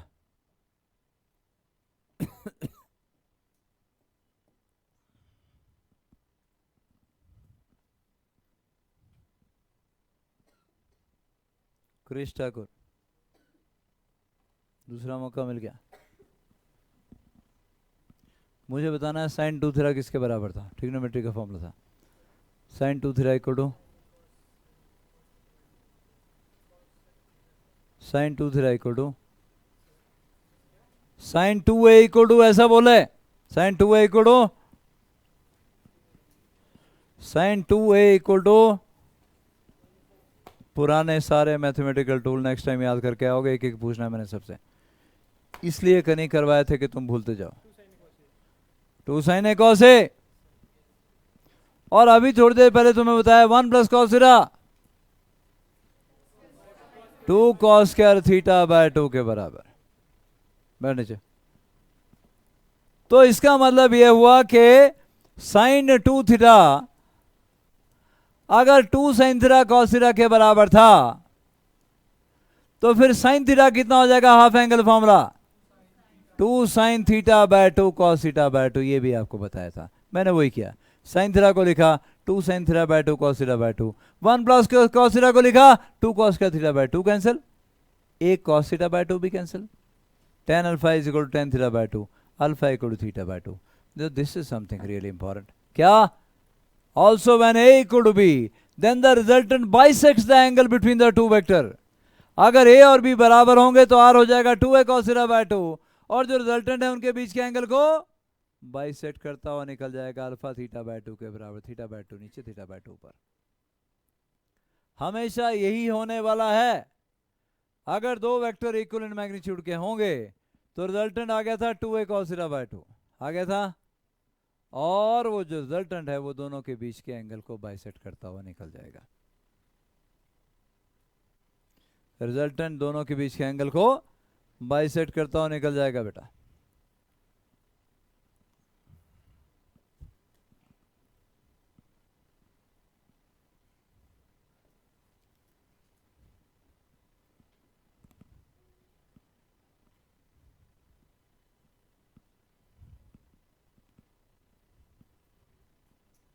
आगे चलें।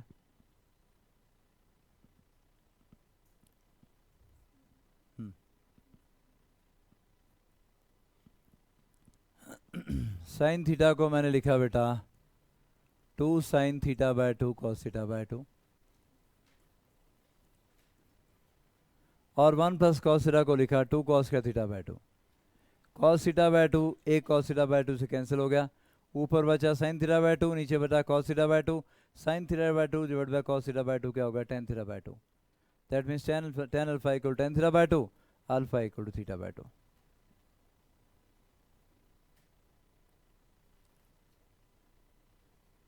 आया हुआ मोटू? आया? अब तेरे को बोला मैं, तू अपने को पतला कंसीडर करता है? ये आस पास पतला मतलब मोटा ढूंढ रहा है, बोले कौन है मोटा? तेरे ज़्यादा मोटा तो कोई है नहीं यहाँ पे। ये देख, इसको तो बेचारे को फूंक मारे कोई हवा में उड़ जाएगा। नीचे समझ में आया कुछ? वही पूछ रहा था यार, तू तू ख्यालों में खोया हुआ है, किसके बारे में सोच रहा था? हैं?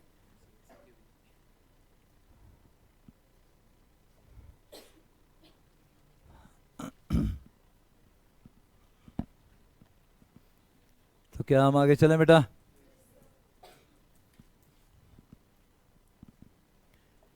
लो भाई आगे बढ़ते हैं। और आगे जैसे आपको बोला कि कहीं भी आपको ये दिखे r equal to a plus B, तो उसका मतलब इंप्लाइड है कि r कितना आएगा, a square plus B square plus 2ab cos theta. मैं आपको बताने लगा हूँ applications of parallelogram law of addition. है तो मैथमेटिक्स, लेकिन फिजिक्स में जब घुसोगे तो आपको पता चलेगा यार वेक्टर के बिना तो फिजिक्स की नहीं जा सकती। जिन लोगों ने वेक्टर से पहले काइनेमेटिक्स कर लिया उन लोगों ने प्लेन 9th वाली काइनेमेटिक्स कर ली है। क्योंकि आपको अभी तक ये नहीं पता होगा, जिन लोगों को स्कूल में बोल रहे थे कुछ बच्चे ना कि हमने काइनेमेटिक्स कर लीजिए और वेक्टर उसके बाद किए, तो आप लोगों ने 9th वाली काइनेमेटिक्स जो बच्चों वाली काइनेमेटिक्स है वो ख़त्म कर ली है, और आपको जो नॉलेज काइनेमेटिक्स की होनी चाहिए वो आपके पास नहीं है। मैं क्या बोलना चाह रहा हूँ, मैं ये बोलना चाह रहा हूँ कि v equal to U plus A T, ये वेक्टर फॉर्मूला है, काइनेमेटिक्स में ये वेक्टर फॉर्मूला है। और अगर ये वेक्टर फॉर्मूला है तो ये कुछ ऐसा ही हो गया जैसे r equal to A plus B. r की जगह v आ गया और a की जगह u आ गया और b की जगह ए टी आ गया। t तो स्केलर क्वांटिटी है लेकिन एक्सेलरेशन वेक्टर क्वांटिटी है। अब अगर आपसे कोई बोलता है कि भाई वेलोसिटी बताओ कितनी आएगी, तो बेटा velocity u plus A T नहीं होती, वो 9th में हुआ करती थी। यही फर्क है 9th में और +1 में। क्या अब आपको यह पता होना चाहिए कि वेलोसिटी आएगी क्या, a square plus B square plus 2ab cos theta और उसका whole under root, where theta is angle between u and a, where theta is angle between u vector and a vector, angle between initial velocity vector and acceleration vector, u vector and acceleration vector। तो फिर क्या 9th में तुम्हें गलत फॉर्मा करवाया किसी ने? नहीं, गलत नहीं था, लेकिन तुम्हें थोड़ी सी नॉलेज दी गई बस। थीटा 0 डिग्री था उस टाइम, और थीटा 0 डिग्री होने का सीधा सा मतलब है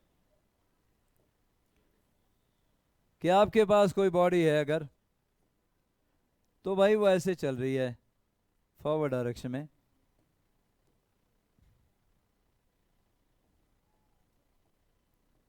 इनिशियल वेलोसिटी इसी डायरेक्शन में बेटा, और उसकी एक्सेलरेशन भी सेम डायरेक्शन में थी। ये इनिशियल वेलोसिटी u और ये एक्सेलरेशन, और थीटा अगर 0 डिग्री होगा तो r max a plus B, v equal to U plus A T use किया तुमने 9th में, और अभी भी तुमने यही किया अगर तुमने वेक्टर नहीं किए तो। वेक्टर से पहले जिन लोगों ने काइनेमेटिक्स कर ली उन लोगों को अभी ये बताया गया कि v equal to U plus A T होता है। किसको पता था कि v equal to U square plus A T whole square plus 2u T cos theta के बराबर है? स्कूल वालों की बात कर रहा हूँ फिलहाल। तो तुम लोगों ने 9th की काइनेमेटिक्स कर ली है और अब +1 है, और यहाँ इसके बिना बात नहीं बनती। वेक्टर की एडिशन, क्योंकि सारे वेक्टर हैं काइनेमेटिक्स में, सब वेक्टर हैं, डिस्प्लेसमेंट वेक्टर है, वेलोसिटी वेक्टर है, एक्सेलरेशन वेक्टर है, और वही सारे तो काइनेमेटिक्स में यूज हो रहे हैं, काइनेमेटिक्स में यूज हो रहे हैं। फिर आगे प्रोजेक्टाइल मोशन किन लोगों ने कर लिया स्कूल में? प्रोजेक्टाइल मोशन, प्रोजेक्टाइल मोशन में भी यही सारे वेक्टर हैं। तो ये है आपके पास v equal to U plus A T. लेकिन अगर आपसे कोई बोले कि थीटा 180 डिग्री है, तो बेटा u फॉरवर्ड डायरेक्शन में होगा और भाई एक्सेलरेशन बैकवर्ड डायरेक्शन में, तो एक्सेलरेशन बैकवर्ड डायरेक्शन में। अब क्या हो जाएगा? थीटा 180, r मिनिमम कितना आएगा? u minus 80। लेकिन आपको बताया गया क्योंकि रिटार्डेशन है, एक्सेलरेशन नेगेटिव है, इसलिए v equal to U minus 80 लिखा।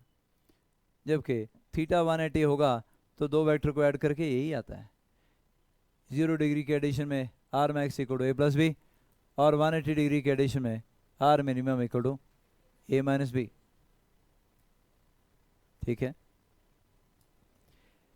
अब तो आपके पास ऑप्शन और खुल गई कि भाई अगर थीटा 90 डिग्री है, u और a के बीच का एंगल थीटा 90 डिग्री है, तो क्या आएगा? वेलोसिटी आएगी u square plus A T whole square under root. ये उन लोगों के लिए जिन लोगों ने प्रोजेक्टाइल कर लिया स्कूल में, और बाकी लोगों के लिए मैं समझाने की कोशिश करता हूँ क्योंकि अभी चैप्टर में जाना है तो ज़्यादा अच्छे समझ में आएगा। Projectile fired parallel to the horizontal, ये कोई प्रोजेक्टाइल था? प्रोजेक्टाइल किसको बोलते हैं? क्या होता है प्रोजेक्टाइल? किसने किसने कर लिया प्रोजेक्टाइल स्कूल में? कौन बोल रहा था अभी? किसने कर लिया? ये प्रोजेक्टाइल क्या होता है? प्रोजेक्टाइल, हाँ तो हिंदी बोल मुझे से, यहाँ कोई अंग्रेज नहीं बैठा, सब हिंदुस्तानी है।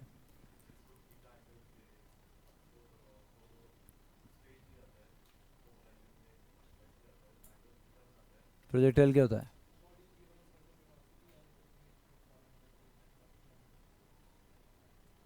मतलब कोई कभी प्रोजेक्टाइल देखा जिंदगी में कभी?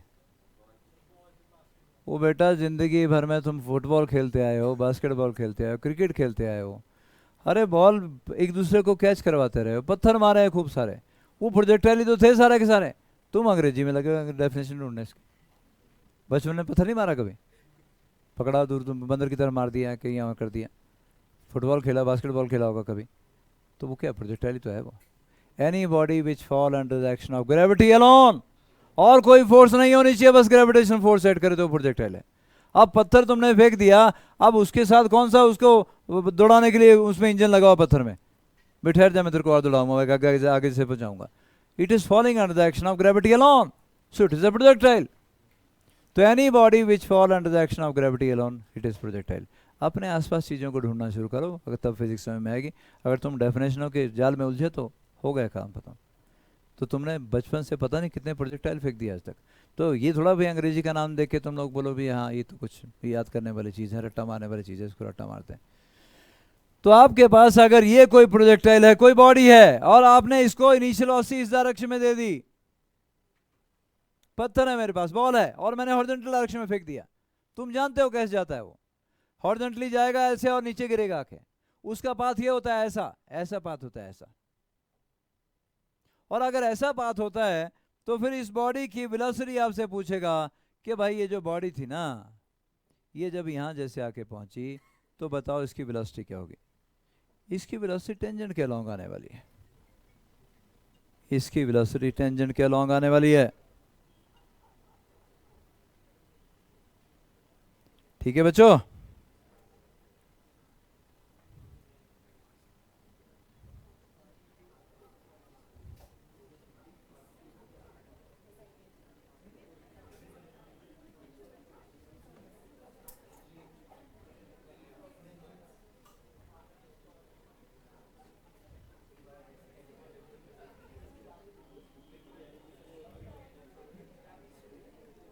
वो आ गया भाई समझ में?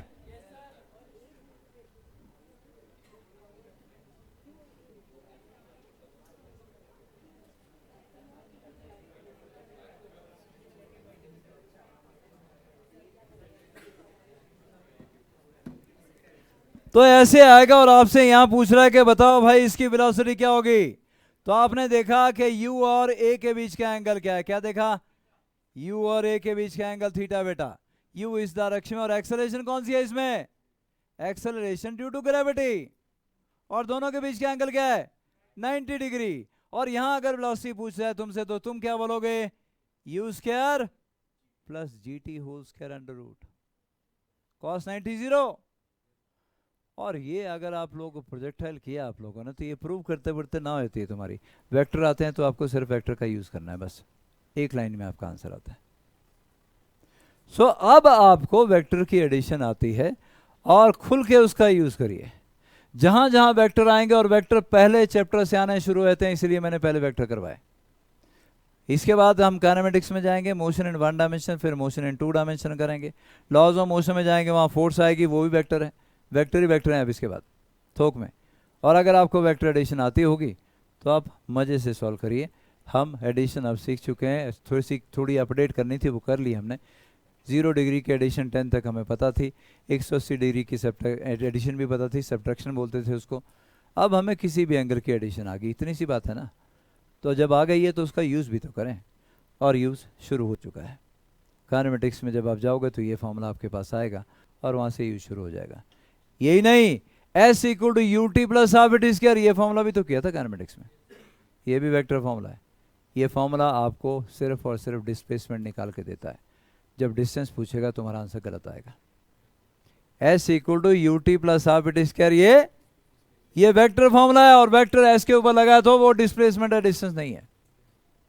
और कई बार आपसे काइनेमेटिक्स में पूछेगा find out the distance travelled by the body, और तुम S equal to U T plus half at square से कोशिश करके देखो, ज़्यादातर केसेस में गलत आएगा। ठीक भी आ सकता है अगर बॉडी स्ट्रेट लाइन में चल रही है तो ठीक भी आ सकता है, लेकिन ज़्यादातर केस में जब डिस्टेंस निकालने को बोलेगा तो फिर एक्सेलरेशन कहीं और होगी, वेलोसिटी इनिशियल वेलोसिटी किसी और डायरेक्शन में होगी, तभी पूछेगा डिस्टेंस तुम्हें फ्यूज़ उड़ाने के लिए।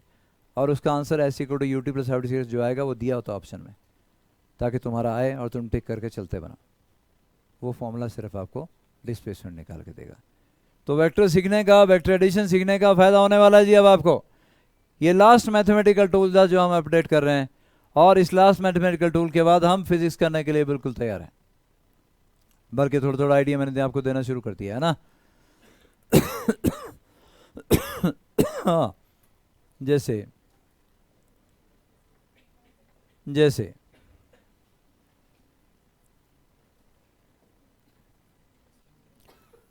जब भी R equal to A plus B लिखेंगे तो उसका मतलब ये होता है, मैंने बता दिया ना। अब अगर आप ये वाला फॉर्मूला लिखते हो S equal to U T plus half A T square बेटा, तो याद रखें ये भी वेक्टर फॉर्मूला है। और अगर ये भी वेक्टर फॉर्मूला है तो आ गया एस क्या, U T whole square plus half A T square whole square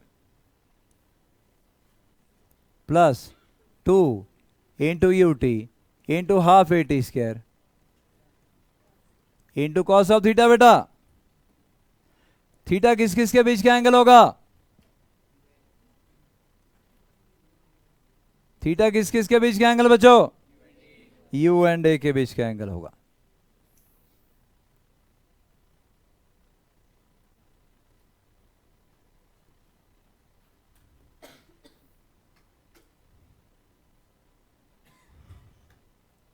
where theta is angle between u and a.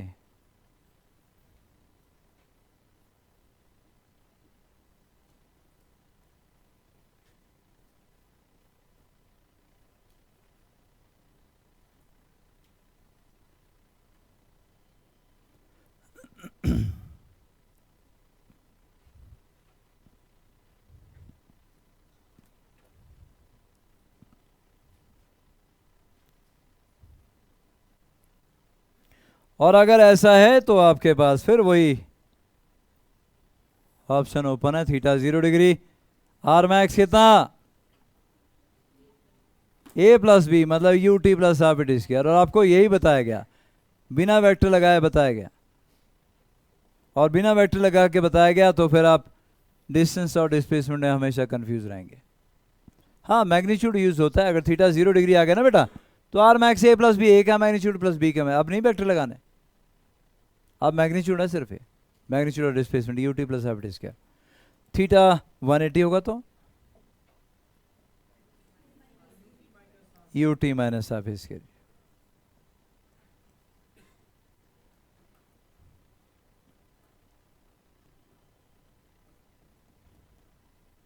कोई दिक्कत होगी तो बोलना बेटा।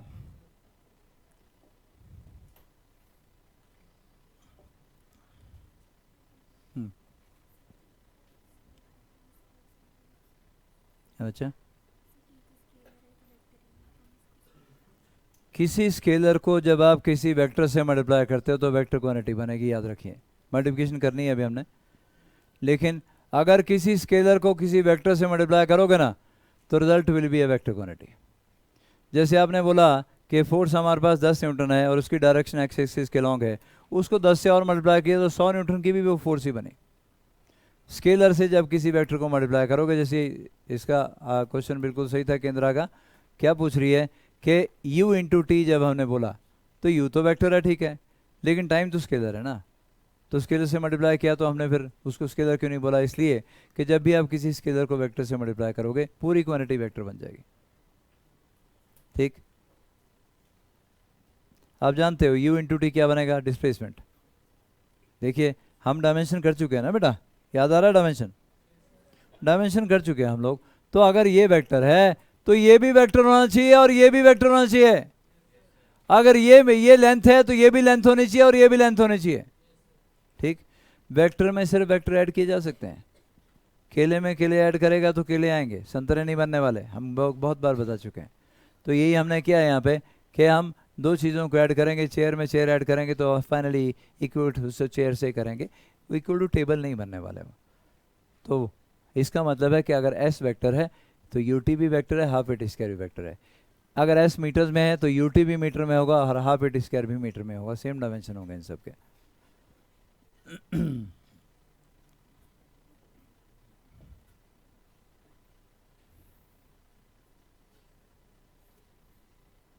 और अगर कहीं भाई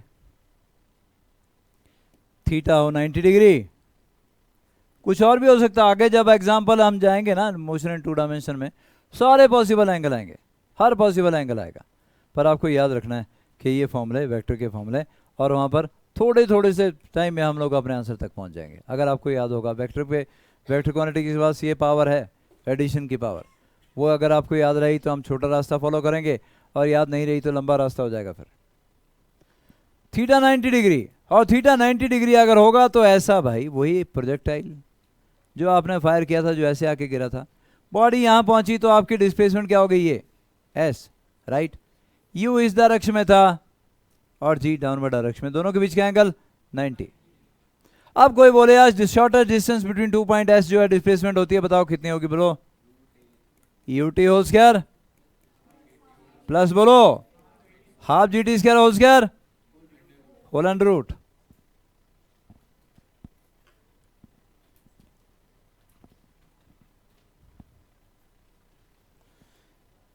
ऐसे ऐसे बैठा करोगे आगे से, जैसे ये लोग बैठे ना 5, ताकि पीछे वाले लोग आगे आ सकें और उनको ठीक से नज़र आए। 5-5 जैसे इतने मोटे मोटे बैठे हो, देखो ये तो 2 के बराबर अकेला ही है, फिर भी 5 आगे में। जो पतले पतले लोग हैं कि इकट्ठे कर देने सारे, 10-12 बैठा देने की एक ही बेंच में, है ना। 5-5 बैठोगे ताकि पीछे वाले लोग आगे को आ जाए ना, वो खड़े ही हैं बेचारे तब से, दिख रहा है। बोले आंखें दिए भगवान ने तो दिखेगा ही। इसमें कौन सी नई बात है।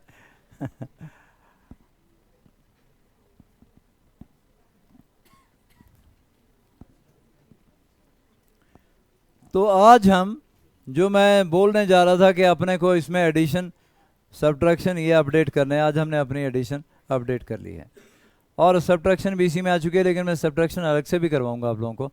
उसके बाद बचे एक और मल्टीप्लिकेशन, फिर मुझे मल्टीप्लिकेशन अपडेट करनी है, और जैसे ही मल्टीप्लिकेशन अपडेट हो जाएगी उसके बाद अगर आपको आपके थोड़ा सा टाइम है अभी, आज वेक्टर रिवाइज करना है, पुराने लेक्चर जो आपको भेजे गए थे, मैथमेटिकल टूल रिवाइज करना है, क्योंकि अब हम फिज़िक्स में एंटर कर रहे हैं, और फिज़िक्स में मुझे सारे मैथमेटिकल टूल चाहिए, वेक्टर भी मैथमेटिकल टूल हैं। अगर आपको मैथमेटिकल टूल आते हैं फिज़िक्स में कोई समस्या नहीं है। नीट वालों को बता दूं कि जो मेडिकल वाले लोग हैं, इस साल पूरे हिस्ट्री में फ़िज़िक्स का सबसे आसान पेपर आया था। जिन लोगों ने केमिस्ट्री और बायो थोड़ी डिफ़िकल्ट थे, और इसकी वजह से मेरिट थोड़ी डाउन शायद चली जाए, क्योंकि लोगों को आदत पड़ी होती थी क्या करने की, पहले बायो अटैम्प्ट करनी है, फिर केमिस्ट्री करनी है, बोले चलो टाइम बच गया तो फिज़िक्स भी देख लेंगे। सब रगड़े गए, बुरे तरीके से रगड़े गए। और हमारे फ्रेशर बच्चे जिन लोगों ने पहले फिज़िक्स पढ़ी, वो ड्रॉपर से कहीं ज़्यादा आगे निकल गए हैं। 612 नंबर फ्रेशर के, एक बच्चे के, ड्रॉपर के भी 600 ऊपर हैं कई लोग, लेकिन फ्रेशर बच्चा 612 नंबर पे। और उसने सबसे पहले, मुझे अब बात हुई नहीं है, लेकिन मुझे लगता है कि उसने पहले फ़िज़िक्स पढ़ी होगी। सबसे आसान पेपर था फिज़िक्स का, उसकी फ़िज़िक्स थी भी अच्छी बच्चे की, 2 साल मेहनत की, अच्छी मेहनत से क्वेश्चन पूछते थे तो आंसर भी करना है। तो अगर तुम लोग भी लगातार ऐसे करते रहोगे तो फ्रेशर निकलना कोई मुश्किल काम नहीं है। जिन लोगों ने फिज़िक्स पहले पकड़ी उनका कॉन्फिडेंस ही कहीं से कहीं पहुंच गया, जो केमिस्ट्री वगैरह भूली हुई थी वो भी याद आ गई। बायो मुश्किल थी थोड़ी सी, उनको बायो भी याद आ गई, मुश्किल बड़ी भी याद आ गई। तो बाकी जिनको पुरानी आदत जो पड़ी हुई थी ना, सब रगड़े गए। जितने भी ड्रॉपर बैच में बच्चे जो ये रूटीन फॉलो करते थे, पैटर्न फॉलो करते थे, सबकी हालत ख़राब है। जो 600 पहुँचे थे उस टाइम 500, 505, 510, 520 के आसपास घूम रहे, 600 पे पहुँचे थे आम टेस्ट में। और हमारे टेस्ट भी डिफ़िकल्ट होते हैं, हमारे टेस्ट में जितने नंबर आते हैं उससे ज़्यादा ही आते हैं यूजुअली नीट में। पर वो रूटीन जो वो फॉलो करते थे, उस रूटीन में गड़बड़ हुई। देखा है नहीं क्या कौन सा आसान हो सकता है। उस रूटीन में चलते चले गए और ऐसा जैसा कुछ हुआ। इतना हो गया बेटा, एक आधा क्वेश्चन कर लो, फिर उसके बाद फिर आज के लिए क्लोज करते हैं। सब्ट्रैक्शन बाद में करवाता हूँ जी, ये क्वेश्चन करना बेटा। Two forces of equal magnitude are acting at a point. The magnitude of the resultant is equal to magnitude of either. Find the angle between the two forces. 120. एक अक्षर नहीं हमने लिखा और हमें पता है कि आंसर 120 है। 4 ऑप्शन होंगी, 120 पे क्लिक किया, चलते बने। लेकिन प्रूव करना है अब आपको, स्कूल के लिए करना है, स्कूल में करते हैं वैसे करिए। ये हो गया कॉम्पिटिटिव एग्जामिनेशन के लिए। आपको सीधा देख के पता चल गया कि resultant is equal to either of them कब होता है? जब 120 का एंगल होता है। ठीक, लेकिन अब आपको ये क्वेश्चन स्कूल में आ गया, करो, कैसे करोगे?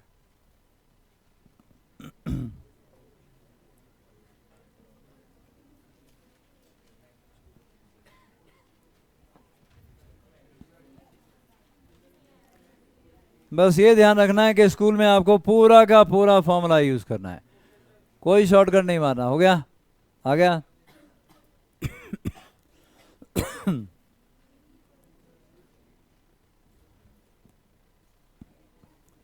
फटाफट करें बेटा।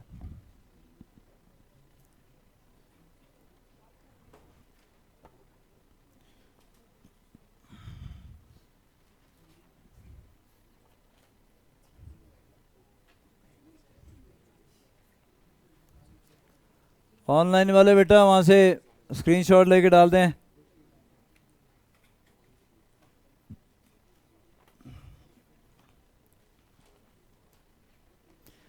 कोई मॉर्निंग वाला बच्चा तो नहीं अभी इधर बैठा हुआ? मॉर्निंग का नाम लिखा है तो मॉर्निंग में आया करो। मेरे रजिस्टर के ऐसे फेरी कभी नाम कहीं जा रहे हैं, कभी कहीं जा रहे हैं। अरुणिमा खागटा है क्या? नहीं है, ऑनलाइन है बेटा? देखते रहिए ऑनलाइन कोई हुआ इनमें से तो। अभिनव बैरी तो नहीं बेटा?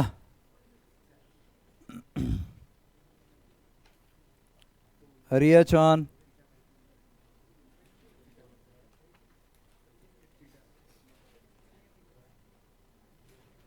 रिधिमा बेटा,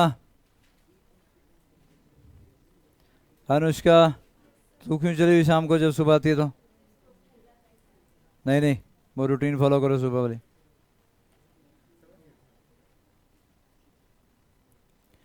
श्रुति सूद तो नहीं बेटा? उधर देखो। सुहानी शर्मा नहीं है। आदित्य, तू क्यों आया शाम को? सिर्फ आदित्य लिखा हुआ है? अच्छा, इवनिंग में। अच्छा, और आले खान तो नहीं बेटा?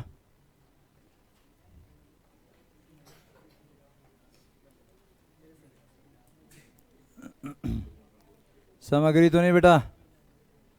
सुबह ना बेटा, ऐसे मत किया करो।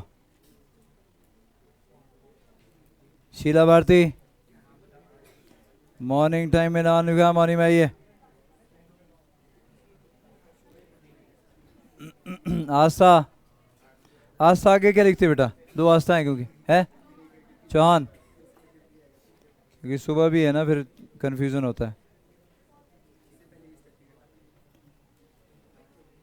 मॉर्निंग वाले मॉर्निंग में आए भाई। रियांशी राज चौहान, गुरनूर,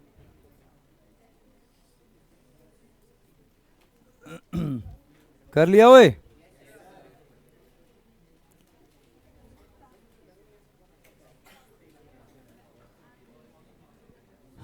जोशी अग्रोवर थी पहले है।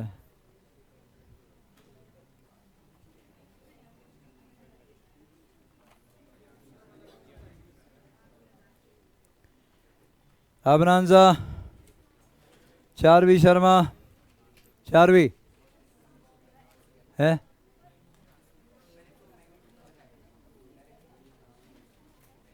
मॉर्निंग में थी भाई पक्का? सच सच बोली देखियो। गर्व, ये मॉर्निंग में था। केंद्रा पठानिया, मयंक नेगी, प्रांजल चंदेल, दिवांशी शर्मा, दिवांशी, जिया राशा, चूसरागर लगी थी सोने भी, पुनीत ठाकुर, नेहांश कुमार, पलक वर्मा, शिफा परवीन और सुहानी। सुहानी आगे के लिखते बेटा, जोर से बोला। SAL,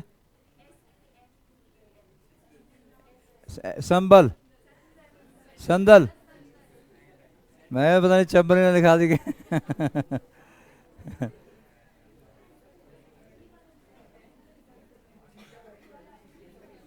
कनिष्का,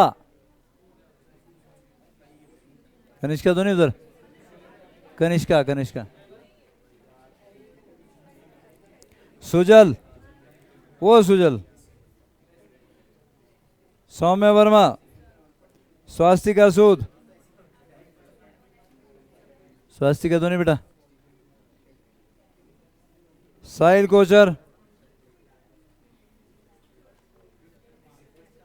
चलो ये आंसर किया बेटा।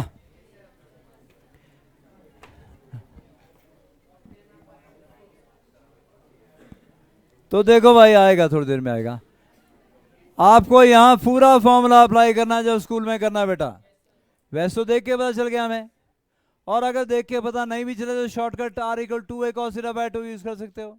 लेकिन स्कूल में करना है तो पूरा बेटा, R = A² + A² + 2A² cos θ, right. R² कर दूं, पर R तो A के बराबर है, तो A² = 2A² + 2A² cos θ बेटा, यही है ना बच्चों। चलो 2A² कॉमन निकालता हूं, 1 + cos θ, A² गया, 1 + cos θ = 1/2, cos θ = -1/2, मतलब θ = 120 डिग्री। तो स्कूल में आए तो पूरा का पूरा प्रोसीजर फॉलो करना है, उनको शो करना है कि हाँ भाई मुझे आता है, ऐसे मैंने निकाला है। लेकिन अगर आपको ये कॉम्पिटिटिव एग्जामिनेशन में आता है तो R = एक ही केस में होता है, जब दोनों वेक्टर बराबर है 120, तो सीधा टिक करना, चलते बनना। समझ में आ गया बेटा स्कूल में क्या करना होता है और बाकी MCQ में क्या करना होता है। ये वाला क्वेश्चन देखिए, given A = 5i + 2j + 4k, find mod of A √ 25 + 4 29 अच्छा ये भी 4 भी है, ठीक है ठीक है ठीक है, 45 है ना। Direction cosines of vector A 5/√45, 2/√45 और 4/√45, सिंपल। असाइनमेंट आपको मिली हुई है, आज असाइनमेंट एडिशन वाले क्वेश्चन की करना शुरू करिए, ठीक है बेटा। बहुत बढ़िया जी, आज हम इतना ही कर रहे हैं। आप लोग ऑनलाइन वाले बेटा अपनी अटेंडेंस डाल देना बच्चों, ऑनलाइन वाले अपनी अटेंडेंस डाल देंगे भाई।